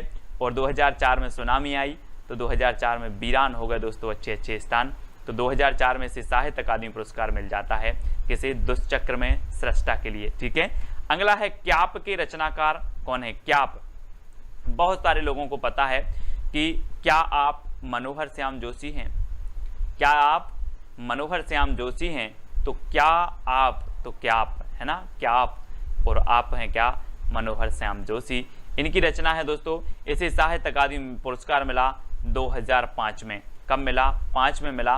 ठीक है, तो मनोहर श्याम जोशी, 5 लिखना, है ना। 5 में इन्हें क्या मिल गया, क्या मिला, है ना, 2005 में इन्हें साहित्य अकादमी पुरस्कार मिल गया क्याप के लिए। ठीक है, अब संशयात्मा के रचनाकार कौन है दोस्तों? संशयात्मा 4 विकल्प हैं दोस्तों, और आपने देखा होगा दोस्तों बहुत सारे लोगों को क्या होता है, संशय होता है, संशय, है ना। संशय समझते हो? बोले यार मुझे संशय है, लेकिन जो ज्ञानेंद्र पति होते हैं, ज्ञान के पति होते हैं, उनके अंदर कोई संशय नहीं होता। क्या नहीं होता? संशय। यानी कि आपका बिल्कुल सही आंसर हो जाएगा, क्या हो जाएगा, ज्ञानेंद्र पति। संशय आत्मा नहीं होती जो ज्ञान के पति होते हैं, है ना। तो ज्ञानेंद्र पति आपका बी नंबर बिल्कुल सही हो जाएगा। ठीक है, वो आत्मा संशय आत्मा नहीं है जो ज्ञानेंद्र की पति है, ज्ञान की पति है। और बी नंबर आपका, कभी भी अब आपसे पूछेंगे संशय आत्मा के रचनाकार कौन है, बोले संशय उनके मन में नहीं होता जिनके अंदर ज्ञान है, ज्ञान के वो पति हैं, है ना। तो इस प्रकार से याद रखेंगे, ज्ञानेंद्र पति की रचना है। और दोस्तों 2006 में क्या मिला, इन्हें साहित्य अकादमी पुरस्कार मिला। ठीक है, तो याद रख लेना, है ना। और जिनमें ज्ञान होता है, क्रिकेट खेलने का जिनमें ज्ञान होता है, वो बिल्कुल बिना संशय के 6-6 मारते रहते हैं दोस्तों, 6-6, है ना, 6-6 बाउंड्री मारते हैं। तो 2006 में इसे क्या मिल जाता है, साहित्य अकादमी पुरस्कार मिल जाता है। ऐसे याद करेंगे। अगला है इन्हीं हथियारों से, इन्हीं हथियारों से क्या बोल देंगे, इन्हीं हथियारों से ना करके हम दोस्तों क्या बोलेंगे, इन्हीं हाथों से, इन्हीं हाथों से क्या हो जाएंगे, अमर हो जाएंगे। इन्हीं हाथों से अमर हो जाएंगे। तो इन्हीं हाथों से ये रचना किसकी होगी, अमर हो जाएंगे तो अमरकांत। ठीक है, इन्हीं हाथों से अमर हो जाएंगे, यानी कि अमरकांत की रचना है। और विकल्प नंबर जो सी है आपका, वो बिल्कुल सही हो जाएगा, अमरकांत।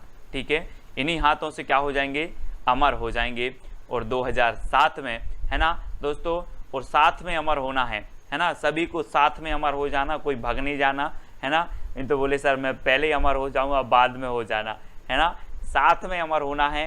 2007 में इन्हीं हथियारों के लिए साहित्य अकादमी पुरस्कार मिला। अब आप कभी नहीं भूलोगे, बोले इन्हीं हथियारों से, अच्छा सर ने बताया था इन्हीं हाथों से अमर होना है और साथ में होना है, मतलब 2007 में इस रचना के लिए साहित्य अकादमी पुरस्कार मिल गया। ठीक है, तो याद रखना दोस्तों, कोहरे में कैद रंग, आपने देखा होगा कहीं कहीं गोविंद जी की अगर मूर्ति लगी है और कोहरा छाया है ना, और आपको दर्शन करने हैं, तो कोहरे में कैद रंग, कोहरे में रंग कैद हो जाता है और हमें गोविंद जी के दर्शन नहीं हो पाते। तो गोविंद मिश्र की ये रचना है कोहरे में कैद रंग। फिर आप क्या बोलोगे कि गोविंद जी की जो मूर्ति है कोहरे में कैद रंग हो गई, कोहरे में कैद रंग गोविंद मिश्र, इस प्रकार से याद रखेंगे, ठीक है। और इसे 2008 में क्या मिला दोस्तों, साहित्य अकादमी पुरस्कार मिला, ठीक है। कोहरे में कैद रंग गोविंद मिश्र, है ना, याद रखेंगे गोविंद मिश्र। और अगला है हवा में हस्ताक्षर की रचनाकार कौन है दोस्तों। और दोस्तों आपने पढ़ा होगा, 2 सेकंड में आप अपने उत्तर को तो चयन करते रहें, कमेंट में उत्तर बताते रहें, ठीक है। हवा में हस्ताक्षर दोस्तों आपको पता है कि जो कैलाश पर्वत है वहां शंकर जी गए थे तपस्या करने, पता है आपको, पता है। और ये कैलाश पर्वत इतना ऊंचा है, इतना ऊंचा है दोस्तों कि हवा में हस्ताक्षर करता है। कौन, कैलाश पर्वत। तो कैलाश से क्या बनेगा, कैलाश वाजपेयी, कैलाश वाजपेयी। हवा में हस्ताक्षर करते हैं कौन, कैलाश पर्वत। तो इतना याद रख लेना, हवा में हस्ताक्षर कौन करता है, कैलाश पर्वत। तो कैलाश से आपका बनेगा कैलाश वाजपेयी की रचना होगी हवा में हस्ताक्षर, ठीक है। हवा में हस्ताक्षर कैलाश वाजपेयी। अब आप कभी नहीं बोलोगे, मैं बोलूंगा हवा में हस्ताक्षर किसकी रचना है, बोले सर आपने ही तो बताया था कि हवा में हस्ताक्षर करता है कैलाश पर्वत, तो कैलाश वाजपेयी होंगे, है ना। और 2009, ठीक है, 2009 में क्या हुआ, इस रचना को साहित्य अकादमी पुरस्कार मिला। और मैं बोलूंगा आपसे कि आप भी हवा में हस्ताक्षर करोगे क्या, तो आप बोलोगे नो, मुझे नहीं करना हवा में, मैं तो कागज में कर दूंगा, है ना। तो 9 से बनेगा आपका 9, 2009 में इसे साहित्य अकादमी पुरस्कार मिला हवा में हस्ताक्षर के लिए। तो इस प्रकार से याद रखना। अगला है दोस्तों मोहनदास के रचनाकार कौन है, जल्दी से बताना है। आपने सुना होगा, कई बार सुना होगा, मोहनदास जब भी बात आती है तो आपके अंदर आ जाता है मोहनदास करमचंद गांधी। आता है कि नहीं, सभी लोगों को आता है दोस्तों। जब मोहनदास करमचंद गांधी का उदय हुआ, 1869 में इनका जन्म हुआ, मतलब उदय हुआ, तो ये सारे भारत में क्या लेकर के आए, प्रकाश लेकर के आए। कौन, मोहनदास। तो मोहनदास रचना के रचनाकार कौन होंगे, उदय प्रकाश। कौन होंगे, उदय प्रकाश। बोले सर मोहन का जब उदय हुआ तो प्रकाश लेकर के आए, तो उदय प्रकाश। मोहनदास जो रचना होगी वो किसकी होगी, उदय प्रकाश की होगी। यानी जो डी नंबर है वो आपका बिल्कुल सही होगा। और दोस्तों 2010 है, इस मोहनदास रचना के लिए क्या मिला था, साहित्य अकादमी पुरस्कार मिला था। तो याद रख लेना है। और मोहनदास ने 10 देशों में मोहनदास की आज मूर्ति लगी होगी, लगी कि नहीं लगी, लगी है। 10 देश आज मानते हैं मोहनदास करमचंद गांधी जी को, है ना। तो मोहनदास की रचनाकार कौन है, उदय प्रकाश। इस प्रकार से याद रखेंगे। और 10 देशों में मूर्ति लगी है, तो 2010 में से क्या मिलेगा, साहित्य अकादमी पुरस्कार। इस प्रकार से जितनी भी साहित्य अकादमी पुरस्कार से पुरस्कृत रचनाएं हैं उनको हम लोग पढ़ते रहेंगे और दोस्तों रटते रहेंगे। अगला क्वेश्चन है, रेहन पर रगदू के रचनाकार कौन है, मनोहर श्याम जोशी, काशीनाथ सिंह, अमरकांत या फिर उदय प्रकाश। रेहन पर रगदू बताना है कौन है, तो जल्दी से आपको बताना है। रेहन पर रगदू बहुत ही बढ़िया रचना है और ये है दोस्तों काशीनाथ सिंह की। किसकी है, काशीनाथ सिंह की रचना है रेहन पर रगदू, याद रखेंगे। और 2011 में दोस्तों क्या मिला, क्या मिला, इसे साहित्य अकादमी पुरस्कार मिला है। तो याद रख लेना। कैसे याद रखोगे कि जो है काशी बनारस में क्या है, यहाँ पर रेहन पर रगदू छिड़क दी जाती है ना।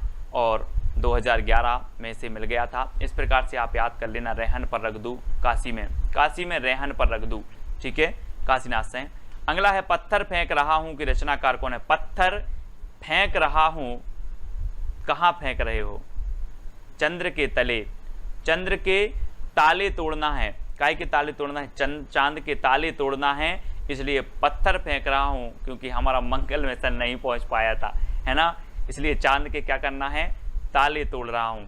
पत्थर फेंक रहा हूं किस लिए, चांद के ताले तोड़ने के लिए, क्योंकि हमारा मंगल मिशन पहुंच नहीं पाया था, ताला डले होंगे शायद, है ना।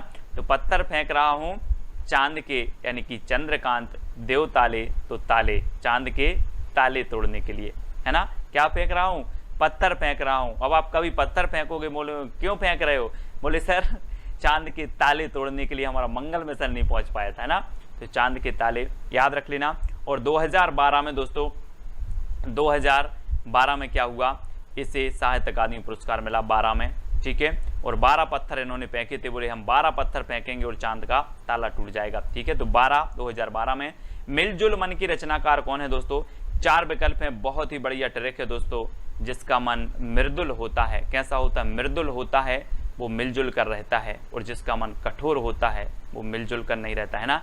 तो मृदुल मन सभी को बना के रखना है ना, ताकि सभी लोग मिलजुल कर रहें। मिलजुल मन, अब कभी पूछा जाएगा आपसे कि मिलजुल मन जो रचना है वो किसकी है, तो आप बिल्कुल सही बताओगे, मृदुला गर्ग। बोले सर आपने तो बताया था कि मन को मृदुल रखो ताकि सभी लोग कैसे रहें, मिलजुल कर रहें। तो मृदुला गर्ग यानी कि जो सा नंबर है वो आपका बिल्कुल सही होगा। और 2013 है ना, 2013 में से साहित्य अकादमी पुरस्कार मिला है ना। तो कभी पूछ लेना अपने जितने भी साथी हैं कि तेरा मन मृदुल है कि नहीं। अपने जितने भी साथी हैं, ग्रुप के साथी हैं, जो भी वीडियो हैं, एक दूसरे से पूछ लेना तेरा मन मृदुल है कि नहीं। सर ने तो बोला था कि मृदुल मन करके रखो है ना, सभी मिलजुल के रहना है। तो तेरा मन मृदुल है कि नहीं, तेरा मन मृदुल है कि नहीं। तो 2013 में इसे क्या मिल गया? साहित्य अकादमी पुरस्कार मिल गया, ठीक है। तो याद रख लेना है, मन को कैसा रखना है? मृदुल, और मिलजुल कर रहना है, ठीक है। और तेरा मन मृदुल है कि नहीं, इस प्रकार से। अगला है विनायक की रचनाकार कौन है दोस्तों? आपको पता है विनायक किसे बोला जाता है? विनायक बोला जाता है दोस्तों गणेश जी को, है ना। आप देखते हैं गणेश जी की पूजन करते हैं और इन्हें विनायक बोला जाता है, ठीक है। और 2 सेकंड में आप अपना उत्तर तो बताते ही जाएंगे। और दोस्तों रमेश चंद्र जो साय हैं, रमेश चंद्र साय, ये विनायक की बहुत पूजन करते हैं। कौन? रमेश चंद्र साय। सभी लोग किया करो, लेकिन ये रमेश चंद्र साय हैं, रमेश चंद्र, ये बहुत पूजन करते हैं किसकी? विनायक की। तो विनायक के रचनाकार कौन होंगे? रमेश चंद्र साय होंगे। और 2014 में क्या मिलेगा? साहित्य अकादमी पुरस्कार मिलेगा, ठीक है। कब? 2014 में विनायक के लिए साहित्य अकादमी पुरस्कार मिला। और ये रचना किसकी है? रमेश चंद्र साय की है, ठीक है। आग की हंसी के रचनाकार कौन है दोस्तों? आग की हंसी, 4 विकल्प हैं, मनोहर श्याम जोशी, रामदरस मिश्र, मृदुला गर्ग या फिर उदय प्रकाश। दोस्तों बहुत ही बढ़िया ट्रिक है कि जब सीता जी की जो अग्नि परीक्षा हुई थी, अग्नि परीक्षा हुई तो आग की हंसी भी चाहती थी कि मुझे राम के दरस मिल जाएं। आग की हंसी क्या चाहती थी? कि मुझे राम के दरस मिल जाएं। और आग की हंसी के जो रचनाकार होंगे वो कौन होंगे? रामदरस मिश्र। अब आप कभी नहीं भूलोगे, है ना। बोले सीता जी की रचना, सीता जी की जब अग्नि परीक्षा हुई तो आग की हंसी भी चाह रही थी कि मुझे क्या मिल जाएं? राम के दरस मिल जाएं। यानी कि आपका जो विकल्प नंबर बी है, रामदरस मिश्र, बी नंबर आपका बिल्कुल सही हो जाएगा, बी नंबर, ठीक है। और 2015 में दोस्तों, 2015 में क्या मिला, है ना, क्या मिला? इसे साहित्य अकादमी पुरस्कार मिला, ठीक है, 15, है ना। तो याद रख लेना है आपको, पानी डरा यानी 15, है ना। आग अगर जले तो पानी डरा दे, 15 दे, है ना, पानी डरा दे, इस प्रकार से। तो 15 आपको याद रखना, आग की हंसी, रामदरस मिश्र। अगला है दोस्तों पारिजात उपन्यास की रचनाकार कौन है? पारिजात, है ना दोस्तों। पारी ऐसी खेलना है कि जिसका ना सिरा हो, ना सिरा हो ना कुछ भी हो, पारी ऐसी खेलना है ना। जिंदगी की पारी भी अपन को ऐसा खेलना है कि ना सिरा हो, लोग याद करते करते थक जाएं कि उसने कितना अच्छा किया था। तो कोई सिरा नहीं होना चाहिए, ना सिरा, ठीक है। लोग अपने लिए जीते हैं, लेकिन अपन को ऐसा करना है कि लोग याद करते करते थक जाएं, लेकिन ना सिरा ना हो, ऐसी पारी खेलना है जिंदगी की, ठीक है। तो पारिजात से होगा पारी, और पारी खेलना है जिसका ना सिरा हो। तो ना सिरा शर्मा, ना सिरा शर्मा, है ना सिरा हो ना अंत हो, ठीक है। तो ना सिरा शर्मा की रचना है पारिजात, उपन्यास है ये, बहुत ही बढ़िया है। और 2016 में दोस्तों क्या है, 2016 में इसे साहित्य अकादमी पुरस्कार मिला। और दोस्तों कई लोग तो 16 साल की उम्र में ही ऐसी पारी खेल देते हैं, ऐसी पारी खेल देते हैं कि उनकी ज़िंदगी का कोई सिरा नहीं रहता, है ना।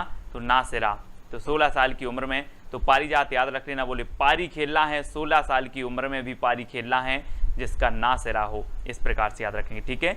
विश्व मिथक सरित सागर की रचनाकार कौन है? दोस्तों बहुत ही बढ़िया ट्रिक है, आपको कैसे याद रखना, विश्व मिथक सरित सागर, विश्व में बहुत सारी सरिता हैं और सरिता कहाँ मिलती हैं, सागर में, यानी कि सरित सागर, सरित सागर। और दोस्तों आपको पता है कि जो सरिता हो या फिर सागर हो, ये में कई कुंटल मेघ गिरते हैं, काय में, सरिता और सागर में।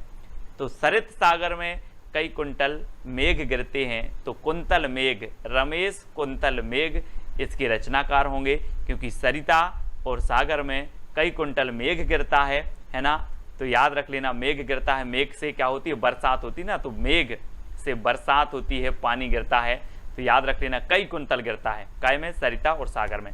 तो विश्व में तक सरित सागर, अब सरित से सरिता और सागर में। तो इतना ही आपको जब भी प्रश्न ये आएगा और आपको याद आ जाएगा सरिता और सागर, इसमें तो कई कुंतल मेघ गिरता है, तो कुंतल मेघ, ठीक है। और 2017 में दोस्तों क्या हुआ, 2017 में इसे मिल गया साहित्य अकादमी पुरस्कार, ठीक है, ये चीज आपको याद रखना है, ठीक है। अगला है दोस्तों पोस्ट बॉक्स नंबर 203 की रचनाकार कौन है, बहुत ही बढ़िया रचना है ना, और कई बार पूछी जाती है दोस्तों। आप लोग क्या करते हो, पोस्ट बॉक्स करते हैं कि नहीं, है ना, मैंने पोस्ट बॉक्स कर दिया है यार, आप लोग बोलते हो पोस्ट बॉक्स, और पोस्ट बॉक्स नंबर 203 का हमें क्या बनाना है, चित्र बनाना है। पोस्ट बॉक्स 203 का क्या बनाना है, चित्र बनाना है। तो पोस्ट बॉक्स नंबर 203 के रचनाकार कौन होंगे, चित्रा मुदगल। यहाँ पर देखो ये पोस्ट बॉक्स नंबर 3 है ना, और ये किसकी है, चित्रा मुदगल की है, और हमें पोस्ट बॉक्स नंबर 203 का क्या बनाना है, चित्र बनाना है, चित्र, तो चित्रा मुदगल, ठीक है। और 2018 में दोस्तों, 2018 में क्या हो गया, इस रचना के लिए साहित्य अकादमी पुरस्कार मिल गया 2018 में, ठीक है। तो इसको याद रखेंगे, बोले पोस्ट बॉक्स नंबर 203 का हमें चित्र बनाना है, तो चित्रा मुदगल 2018 में से साहित्य अकादमी पुरस्कार भी मिल जाएगा। अगला है छीलते हुए अपने को की रचनाकार कौन है, छीलते हुए अपने को। आपको पता है दोस्तों कि किशोर जो होते हैं, किशोर, आपके घर में भी किशोर होते, वो तो छीलते रहते पापा को, 50 का दे दो, 100 का दे दो, छीलते रहते हैं, कौन, किशोर, किशोर। तो नंद किशोर आचार्य, नंद किशोर, है ना, नंद होते हैं, बोले मेरा नंद है, छोटा सा नंद है, किशोर है, और वो पापा को क्या कहता है, छीलता रहता है, कभी 50 दे दो, कभी 5 दे दो, कभी 10 दे दो, छीलते हुए अपने को, कौन, किशोर। तो नंद किशोर आचार्य की रचना है ना, और इसे 2019 में दोस्तों क्या मिला, साहित्य अकादमी पुरस्कार मिला। ये चीज आपको याद रखनी है, कभी भी पूछा जाएगा, बोले छीलते हुए अपने को, कौन, किशोर, नंद किशोर आचार्य, ठीक है। और 2019 में इसे साहित्य अकादमी पुरस्कार मिल गया। और हिंदी की रचनाकार, तो जल्दी से हमें बताना है कि ये जो भारत के भाषा परिवार और हिंदी के रचनाकार, इसके जो रचनाकार है मतलब वो कौन है, ये चीज़ हमें बतानी है। और इस रचना को सबसे पहले व्यास सम्मान मिला था, और ये रचना किसकी है दोस्तों, है ना, व्यास सम्मान वाले इन्होंने सोचा होगा कि सबसे पहले जो दिया जाए वो भारत के भाषा परिवार के लिए दिया जाए, है ना। और इसके रचनाकार है डॉक्टर रामविलास शर्मा। और 1 नंबर यहाँ पर आपका बिल्कुल सही होगा। और 1991 में, जी हाँ दोस्तों, 1991 में इस रचना के लिए क्या मिला, व्यास सम्मान मिला। अब ये चीज़ आपको याद रखनी है कि भारत के भाषा परिवार और हिंदी, इसके लिए व्यास सम्मान कब मिला, 1991 में मिला। और ये रचना किसकी है, तो ये डॉक्टर रामविलास शर्मा की है, ये चीज़ भी याद रखनी है, ठीक है। अब कैसे याद रखोगे इसको, ऐसे याद रखना है कि सबसे पहले सोचा होगा कि हिंदी भाषा, भारत के भाषा जो परिवार हैं उनको दे दिया जाए, बाकी तो फिर इन भाषाओं में रचित रचनाओं को देना ही है। तो भारत के भाषा परिवार और हिंदी एक रचना है रामविलास शर्मा की, उसको दे दिया गया, ठीक है। अगला देख लो दोस्तों, नीला चांद। नीला चांद मैंने आपको कई बार बताया है, आपने शंकर जी की मूर्ति देखी होगी, शंकर जी की फोटो देखी होगी, देखी है। और यहाँ पर शंकर जी की यहाँ पर क्या है, नीला चांद रहता है, चांद रहता है ना यहाँ पर, चांद, तो हम बोलेंगे कि वो क्या है, नीला चांद, है ना। और नीला चांद किसके मस्तिष्क पर है, शंकर जी के, है ना, शिव जी के। तो ये नीला चांद रचना किसकी होगी, शिव प्रसाद सिंह की, है ना, शिव प्रसाद सिंह की रचना होगी दोस्तों। और आपको पता है कि इसके लिए साहित्य अकादमी पुरस्कार भी मिला 1990 में, 1990 में साहित्य अकादमी पुरस्कार मिला। और 1992 में इसे व्यास सम्मान भी मिल गया। 90 में नीला चांद के लिए साहित्य अकादमी पुरस्कार और 92 में व्यास सम्मान मिला। आपने याद कैसे किया? याद कैसे किया कि जो नीला चांद है, नीला चांद यानी कि चांद शिव जी के मस्तिष्क पर है, ये रचना हो जाएगी शिव प्रसाद सिंह की, ठीक है। और इसे 90 में साहित्य अकादमी और 92 में व्यास सम्मान भी मिला, ठीक है। और आपको पता है दोस्तों, शिव का बाण तोड़ा था किसने? राम जी ने। तो 92 में व्यास सम्मान इन्हें मिल जाएगा, व्यास सम्मान, ठीक है। तो ये दोनों रचनाएं आपको याद रखनी है, दोनों पुरस्कार इस रचना के लिए आपको याद रखनी है, ठीक है। अगला है मैं वक्त के हूँ सामने। मैं वक्त के हूँ सामने की रचनाकार कौन है? मैंने आपको कई बार बताया है कि अगर आप वक्त के सामने आ जाओ कभी तो गिर जाना। मैं वक्त के हूँ सामने, बोले वक्त के क्यों सामने हो, गिर जा, है ना। वक्त के क्यों सामने हो, गिर जा। तो मैं वक्त के हूँ सामने रचना किसकी है? गिरजा कुमार माथुर की, ठीक है। C number. और इसे साहित्य अकादमी पुरस्कार मिला 1991 में दोस्तों, और व्यास सम्मान मिल गया 1993 में। देखो बहुत सारी, ये तो बहुत ही महत्वपूर्ण रचनाएं हो जाती हैं जिन्हें 2-2 सम्मान मिल गए, है ना। मतलब बहुत ही इंपॉर्टेंट रचनाएं हैं जिन्हें साहित्य अकादमी भी मिल गया 1991 में, और 92 में, 93 में इसको क्या मिल गया? व्यास सम्मान भी मिल गया। तो मैं वक्त के हूँ सामने गिरजा कुमार माथुर, 91 में साहित्य अकादमी, 93 में व्यास सम्मान, ठीक है। ऐसे याद रखेंगे। अगला है सपना अभी भी की रचनाकार कौन है दोस्तों? सपना अभी भी है कि मैं धर्म की शरण में जाऊं। काय की शरण में जाना है? सभी का सपना रहता है, क्या रहता है? कि मैं धर्म की शरण में जाऊं। आपका भी सपना होगा, है ना, कि नहीं है? सभी का सपना है कि धर्म की शरण में जाऊं और मैं धर्मवीर बनूं। क्या बनूं? धर्मवीर बनूं, ठीक है। और सभी का सपना है कि मैं धर्मवीर बनूं, यानी जो डी नंबर है वो बिल्कुल सही हो जाएगा, ठीक है, डी नंबर। अब कभी नहीं भूलेंगे आप। मैं बोलूँगा सपना अभी भी है, बोले सर हाँ सपना अभी भी है धर्मवीर बनने का। क्या? धर्मवीर बनने का। तो धर्मवीर भारती, और इसके लिए 1994 में दोस्तों, 1994 में क्या मिल गया? 1994 में इसे मिल गया दोस्तों, क्या मिल गया? व्यास सम्मान मिल गया। कैसे? सपना अभी भी है। तो याद रख लेना, है ना, सभी लोग याद रखें। चोर का भी सपना हो जाता है, चोर से 94, है ना। कहीं पहले तो आप चोर थे, सपना अभी भी है आपका धर्म करने का, धर्मवीर बनने का।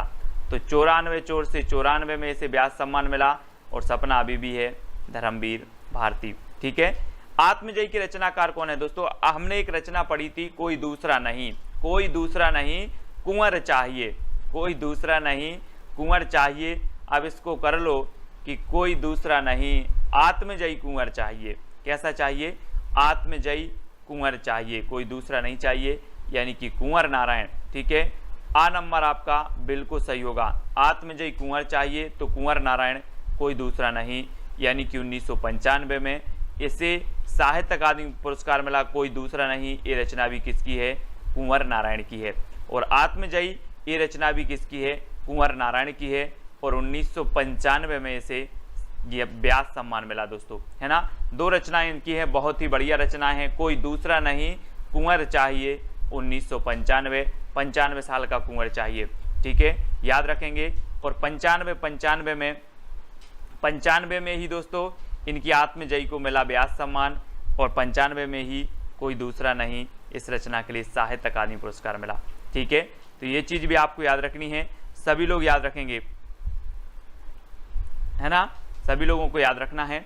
और अगला देख लेते हैं यहाँ पर हिंदी साहित्य और संवेदना का विकास की रचनाकार कौन है? हिंदी साहित्य और संवेदना, 4 विकल्प हैं दोस्तों। एक चीज बताना कि मैं जिसके बारे में जानता हूं उसके प्रति संवेदना प्रकट करता हूं, है ना। मैं जिसका स्वरूप जानता हूं उसके बारे में संवेदना प्रकट करता हूं। मैं जिसका स्वरूप ही नहीं जानता तो क्या संवेदना प्रकट करना? तो स्वरूप जानता हूं, है ना, उसके बारे में क्या करते हैं? संवेदना प्रकट करते हैं। तो डॉक्टर रामस्वरूप चतुर्वेदी की रचना हो जाएगी। बोले सर मैं संवेदना प्रकट न करने गया था क्योंकि मुझे उसका स्वरूप पता था कि वो बहुत अच्छा है। हिंदी साहित्य और संवेदना का विकास ये रामस्वरूप चतुर्वेदी का है, ठीक है। हम हिंदी साहित्य का विकास जानते हैं, हिंदी साहित्य के बारे में जानते हैं, हिंदी साहित्य के बारे में संवेदना प्रकट करेंगे क्योंकि हमें इसका स्वरूप पता है, स्वरूप, ठीक है। और इस रचना के लिए दोस्तों 1996 में व्यास सम्मान मिल गया। किसे? हिंदी साहित्य और संवेदना के विकास के लिए। तो ये चीज आपको याद रखनी है। और दोस्तों उत्तर कबीर तथा अन्य कविताएं के रचनाकार कौन है? उत्तर कबीर तथा अन्य कविताएं, कुंवर नारायण, डॉक्टर रामस्वरूप चतुर्वेदी, डॉक्टर केदारनाथ सिंह या फिर गोविंद मिश्र। तो उत्तर कबीर तथा अन्य कविताएं के जो रचनाकार हैं वो हैं दोस्तों 1997 में से व्यास सम्मान मिला और वो केदारनाथ से हैं। तो इसको याद रख लेना है ना। उत्तर कबीर तथा अन्य कविताएं, है ना, उत्तर कबीर तथा अन्य कविताएं। कैसे याद रखोगे? कबीर की बात आई है दोस्तों यहाँ पर, तो केदारनाथ में जब बाढ़ आई तो कबीर भी क्या गए? देखने गए। इस प्रकार से रख लेंगे, कबीर भी देखने गए थे। तो उत्तर कबीर तथा अन्य कविताएं रचना केदारनाथ से की है 1997 में। क्या मिल गया इसे? व्यास सम्मान मिल गया, व्यास। ठीक है, अगला देखते हैं दोस्तों, 5 आंगनों वाला घर। 5 आंगनों वाला घर की रचनाकार बताना है।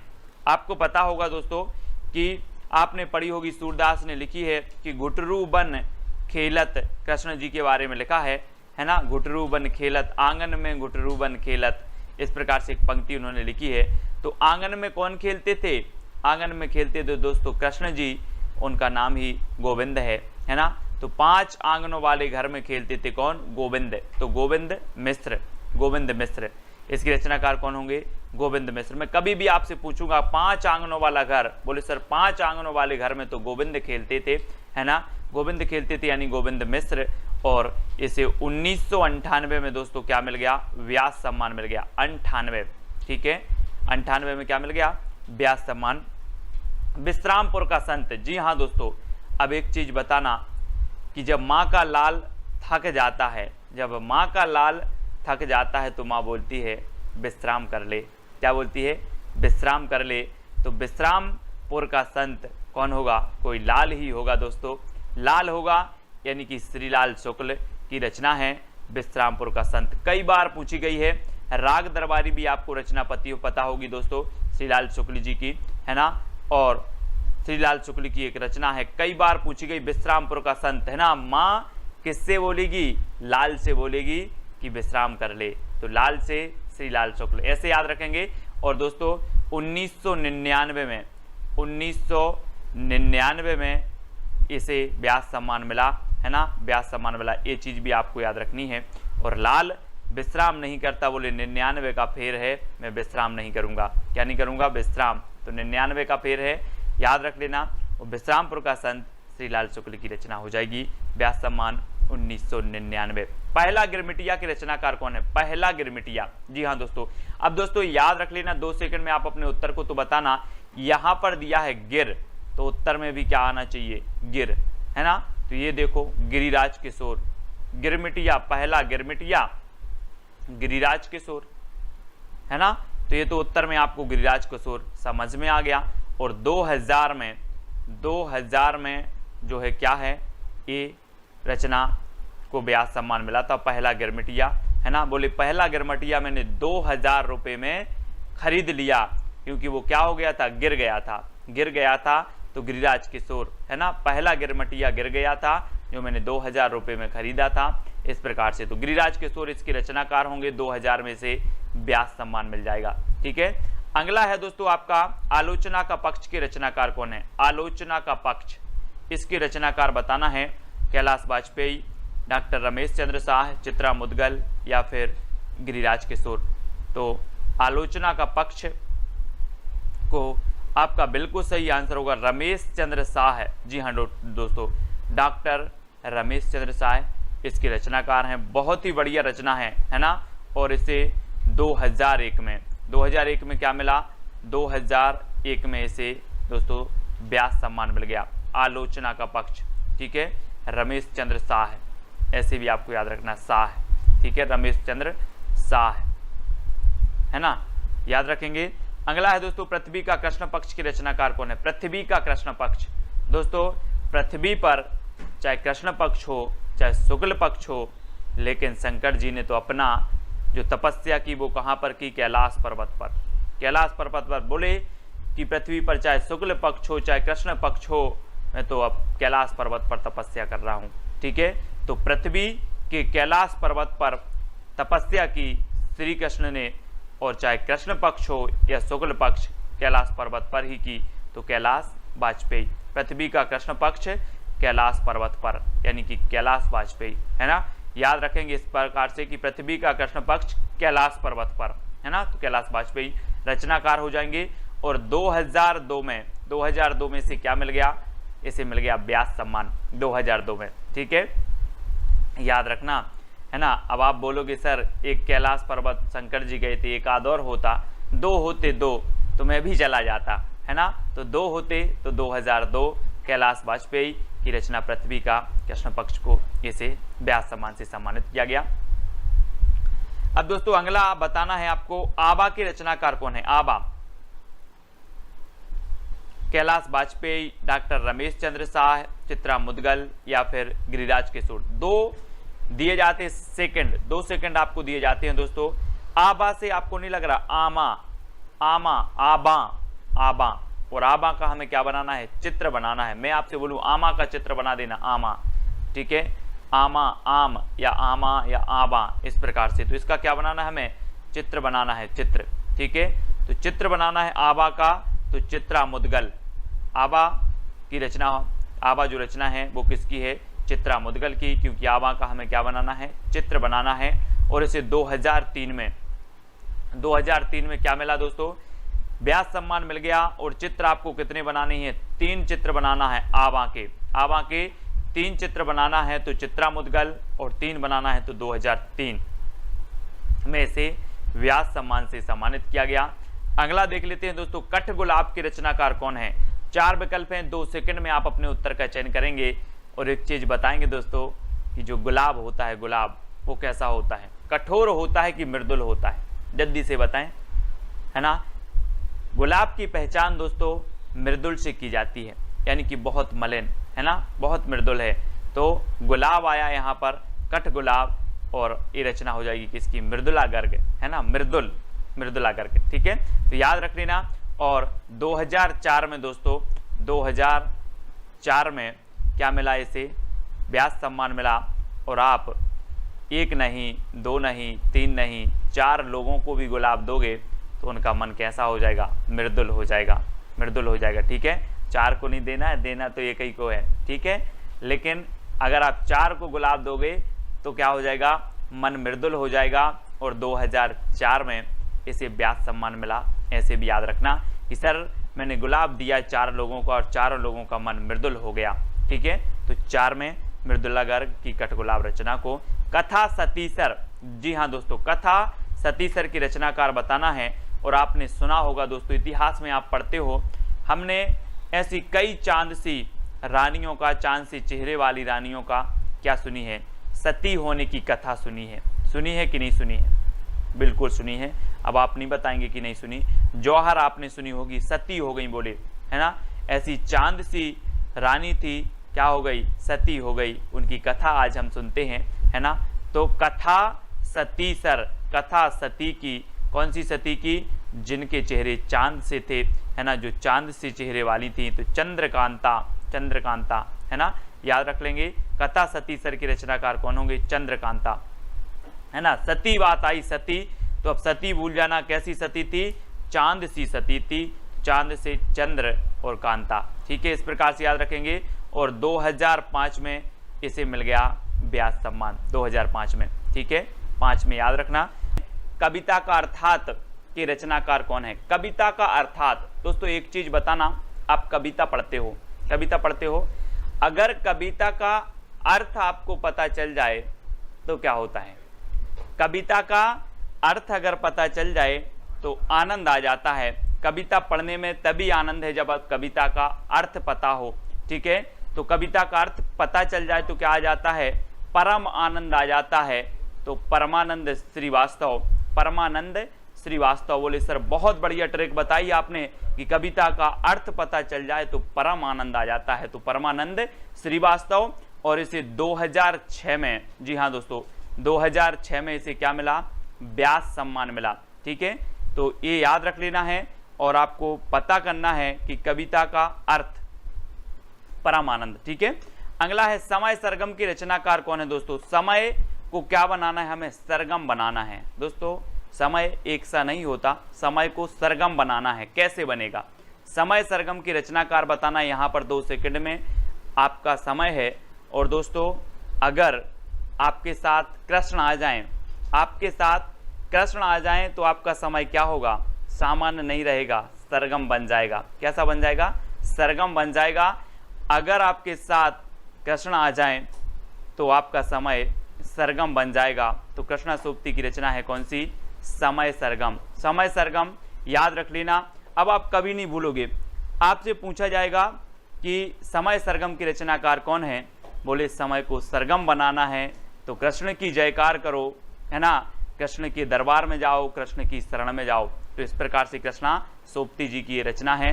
और इसे 2007 में, जी हाँ दोस्तों, 2007 में व्यास सम्मान मिला। इसलिए कृष्ण को साथ में लेकर चलना है, कृष्ण के साथ में चलना है। ठीक है, याद रख लेना, कृष्ण को मन में साथ में रखना है। तो साथ में रखना है तो साथ में इसे व्यास सम्मान भी मिल जाता है। ठीक है, अगला है एक कहानी यह भी। एक कहानी यह भी की रचनाकार कौन है? मैंने आपको याद करवाया था दोस्तों कि कोई भंडारे में जाता है, आप लगे भंडारे होते हैं, भंडारे में अगर कुछ हो गया, लड़ाई हो गई, तो बोले एक कहानी यह भी बन गई। अब एक कहानी यह भी काय में? भंडारे में। एक कहानी यह भी भंडारे में। तो मन्नू भंडारी की रचना है कौन सी? एक कहानी यह भी, यानी कि आपका जो विकल्प नंबर सी है वो बिल्कुल सही हो जाएगा। और 2008 में इसे व्यास सम्मान मिला, है ना। और आपका कोई 8 साल का बच्चा भंडारे में जाता है और लड़ाई हो जाती है तो एक कहानी यह भी, याद रखेंगे, आप कभी नहीं भूलोगे। आप एक कहानी यह भी, मन्नू भंडारी। दोस्तों आपको बताना, इन्हीं हथियारों से मैंने आपको याद करवाई थी, इसे साहित्य अकादमी पुरस्कार भी मिला है इस रचना के लिए। आपको बताना ये किसकी रचना है। 2 सेकंड दिए जाते हैं और मैं आपको ट्रिक बताता हूं। इन्हीं हथियारों से, अब यहां पर कर दूं, इन्हीं हाथों से, इन्हीं हाथों से हमें क्या होना है? अमर हो जाना है। इन्हीं हाथों से अमर हो जाना है। तो इन्हीं हथियारों से या हाथों से जो रचना होगी वो किसकी होगी?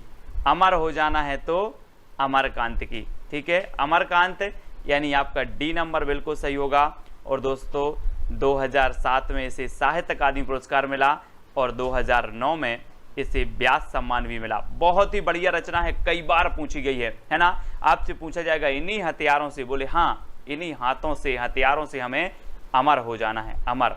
ठीक है, और दोस्तों 7 में साहित्य अकादमी और 9 में व्यास सम्मान इसे मिला है इन्हीं हथियारों से। ठीक है, फिर भी कुछ रह जाएगा, फिर भी कुछ रह जाएगा। कहाँ पर? इस विश्व में फिर भी कुछ रह जाएगा। कोरोना चल रहा है दोस्तों, फिर भी कुछ रह जाएगा, है विश्व में। आपको क्या लग रहा है? फिर भी कुछ रह जाएगा। कहाँ पर? विश्व में। विश्व में तो विश्वनाथ तिवारी, विश्वनाथ तिवारी, ये नंबर आपका बिल्कुल सही होगा। फिर भी कुछ रह जाएगा विश्व में। और 2010 में इसे सम्मान मिला है, कौन सा? व्यास सम्मान। विश्व में फिर भी कुछ रह जाएगा, ऐसे कर लेंगे, विश्व में फिर भी कुछ रह जाएगा, 2010 व्यास सम्मान। ठीक है, आम के पत्ते के रचनाकार तो कौन है दोस्तों? आम के पत्ते, आम के पत्ते बताना है इसके रचनाकार कौन है। और 4 विकल्प हैं। और आपने देखा होगा दोस्तों, जब कथा होती ना, कथा होती है, राम कथा हो रही, बोले राम कथा हो रही है, और आप देखते हैं दरबार में आम के पत्ते लगाते इस प्रकार से माला बना के, है ना। आम के पत्ते भी सोचते हैं कहीं राम के दरस हो जाएं, है ना। क्या सोचते हैं? आम के पत्ते भी सोचते हैं राम के दरस हो जाएं। तो आम के पत्ते के रचनाकार कौन होंगे? रामदरस मिश्र। रामदरस मिश्र, यानी कि जो आपका वी नंबर है वो बिल्कुल सही हो जाएगा, है ना। आम के पत्ते क्या कल्पना करते हैं? राम के दरस हो जाएं। दोस्तों ये चीज़ आप कभी को मिल जाए, बोले आम के पत्ते करते हैं, तो कभी कल्पनात्मक कहानी बना के, कविता बना के आपको पेश कर देगा। तो आम के पत्ते क्या सोचते हैं? राम के दरस मिल जाएं। और 2011 में इसे व्यास सम्मान मिल गया आम के पत्ते के लिए। बहुत ही बढ़िया रचना है, कई बार पूछी भी गई है। अगला है ना भूतो ना भविष्यति। हम बोलते ना कि ना भूत में हुआ है ना भविष्य में होगा, वैसा हो गया है। ना भूतो ना भविष्यत की रचनाकार कौन होंगे? तो 4 विकल्प हैं दोस्तों, और आपका बिल्कुल सही आंसर होगा नरेंद्र कोहली, है ना। कोहली क्रिकेट टीम के हैं, कप्तान हैं, और इन्होंने ऐसा कर दिया कि ना भूत में हुआ और ना भविष्य में, है ना। ना भूतो ना भविष्य, बोले इंडिया टीम को ऐसा कप्तान ना भूत में मिला ना भविष्य में, तो ना भूतो न भविष्यत, ये कौन हो जाएंगे? नरेंद्र कोहली। कोहली याद रख लेना, कोहली, नरेंद्र कोहली इसके रचनाकार हैं। और 2012 में क्या मिल गया? साहित्य इन्हें व्यास सम्मान मिल गया, ना भूतो ना भविष्यत, 2012 नरेंद्र कोहली। ठीक है, इस प्रकार से। और दोस्तों आपको बताना भी है कि सर ये वाली ट्रिक अच्छी लगी। लास्ट में मैं आपको एक चैलेंज प्रश्न देता हूं, उसके साथ ही आपको ट्रिक भी बतानी होती है कि कौन सी ट्रिक आपको सबसे अच्छी, सबसे फनी लगी। ठीक है, व्योमकेश दरवेश के रचनाकार कौन है? दोस्तों हिंदी साहित्य वाले स्टूडेंट हैं तो पर्यायवाची शब्द सभी को आते हैं लगभग। अब यहां पर देखो कि व्योम, व्योम मतलब क्या होता है? आकाश। व्योम मतलब होता है आकाश। और दोस्तों एक चीज बताना कि जो ये आकाश है हमारे भारत में बस है कि अमेरिका में भी है? सब जगह है ना पूरे विश्व में, कि नहीं बोले अमेरिका में नहीं है सर आकाश, तो भारत में बस है। पूरे विश्व में आकाश है। और व्योम मतलब होता है आकाश, तो व्योमकेश दरवेश ये रचना किसकी होगी? व्योमकेश दरवेश ये रचना बतानी है, और ये रचना होगी विश्वनाथ त्रिपाठी की, है ना। विश्व में क्या है? व्योम फैला है, व्योम यानी कि आकाश फैला है, तो विश्वनाथ त्रिपाठी इसके रचनाकार होंगे। और 2013 में क्या है? इसे व्यास सम्मान मिला है। ठीक है, व्यास सम्मान तो याद रख लेना है। और 13 व्यास पूछ लेना आकाश से कि 13 व्यास कितना है, 13 व्यास कितना है, क्योंकि आकाश है दोस्तों, आकाश, और इसका ये व्यास देखना है। यहाँ से आप लेते हो यहाँ तक त्रिज्या, और जब ये यहाँ तक पहुँच जाते तो इसे व्यास कहते, व्यास। और इसे पूछ लेना कि 13 व्यास क्या है। 13 से 2013 और व्यास सम्मान मिल गया व्योमकेश दरवेश को। विश्वनाथ त्रिपाठी इसके रचनाकार हैं। ठीक है, प्रेमचंद्र की कहानियों का काल क्रमानुसार अध्ययन के रचनाकार कौन है? दोस्तों बहुत सारे किशोर बोलते हैं, बहुत सारे किशोर बोलते हैं कि सर प्रेमचंद की कहानियों का क्रमबद्ध अध्ययन करवाओ, क्रमबद्ध अध्ययन करवाओ, बहुत सारे किशोर बोलते हैं। तो कौन होंगे प्रेमचंद की कहानियों का काल क्रमानुसार अध्ययन? कौन होंगे रचनाकार? किशोर बोलते हैं तो कमल किशोर गोयनका, कमल किशोर गोयनका। ठीक है, अब कभी नहीं भूलना 2014 में इसे व्यास सम्मान दिया गया किसे? प्रेमचंद की कहानियों का काल क्रमानुसार अध्ययन के लिए, और ये रचना है कमल किशोर गोयनका। और बहुत सारे किशोर बोलते हैं कि क्रमबद्ध अध्ययन करवाओ सर प्रेमचंद की कहानियों का क्रमबद्ध अध्ययन, है ना, तो कमल किशोर। अगला है क्षमा के रचनाकार कौन है? दोस्तों 4 विकल्प हैं। और दोस्तों आपको पता होगा, शायद आपने जैन धर्म पढ़ा होगा, जैन धर्म में एक धर्म होता है क्षमा धर्म, क्षमा धर्म होता है ना। कहते हैं कि क्षमा धर्म सबसे बड़ा धर्म है, और क्षमा कौन से धर्म में होता है? जैन धर्म में होता है। तो अब क्षमा धर्म का पालन कोई जैन ही करेगा, तो सुनीता जैन, है ना। ये रचना है सुनीता जैन की, और एक खंड काव्य है, ये चीज़ भी याद रखनी। और 2015 में क्या मिला? इसे ज्ञान व्यास सम्मान मिल गया। तो आप कभी नहीं भूलना, मैंने बोला क्षमा, तो आप देख लेना कि क्षमा तो जैन धर्म का एक धर्म है ना, तो याद रख लेना। और जैन का है तो सुनीता जैन की ये रचना है, एक खंड काव्य है, 2015 में जिसे व्यास सम्मान मिला। ठीक है, अगला है काटना समी का वृक्ष पद्म पंखुड़ी की धार से, काटना समी का वृक्ष पद्म पंखुड़ी की धार से, इसके रचनाकार कौन है दोस्तों? तो याद रख लेना है। अब यहां से एक चीज कर देना, काटना समी का स्वर, काटना समी का सुर पद्म पंखुड़ी की धार से, ऐसे याद करना है। काटना समी का सुर पंखुड़ी की धार से, काटना समी का सुर पंखुड़ी की धार से, तो सुर से हो जाएंगे आपके सुरेंद्र वर्मा, है ना। काटना समी का सुर पंखुड़ी की धार से, तो सुर से क्या हो जाएगा? सुरेंद्र वर्मा की रचना है। और इसे 2016 में कौन सा सम्मान मिला? व्यास सम्मान मिला। ठीक है, याद रख लेना। कैसे याद रख लोगे? काटना समी का सुर पंखुड़ी की धार से, समी, समी का सुर, सुर से सुरेंद्र वर्मा। ठीक है, अगला देखते हैं दोस्तों, दुखम सुखम की रचनाकार कौन है? दुखम सुखम की रचनाकार बताना है। और 4 विकल्प हैं, बहुत ही बढ़िया रचना है, कई बार पूछी गई है। और दोस्तों इसका सही उत्तर क्या हो जाएगा आपको कमेंट में लिखना है। और मैं एक बहुत अच्छी चीज़ आपको बता रहा हूँ कि जिसको माँ की ममता मिल जाए, जिसको माँ की ममता मिल जाए, उसके सारे दुखम सुखम में बदल जाते हैं। क्या हो जाते हैं?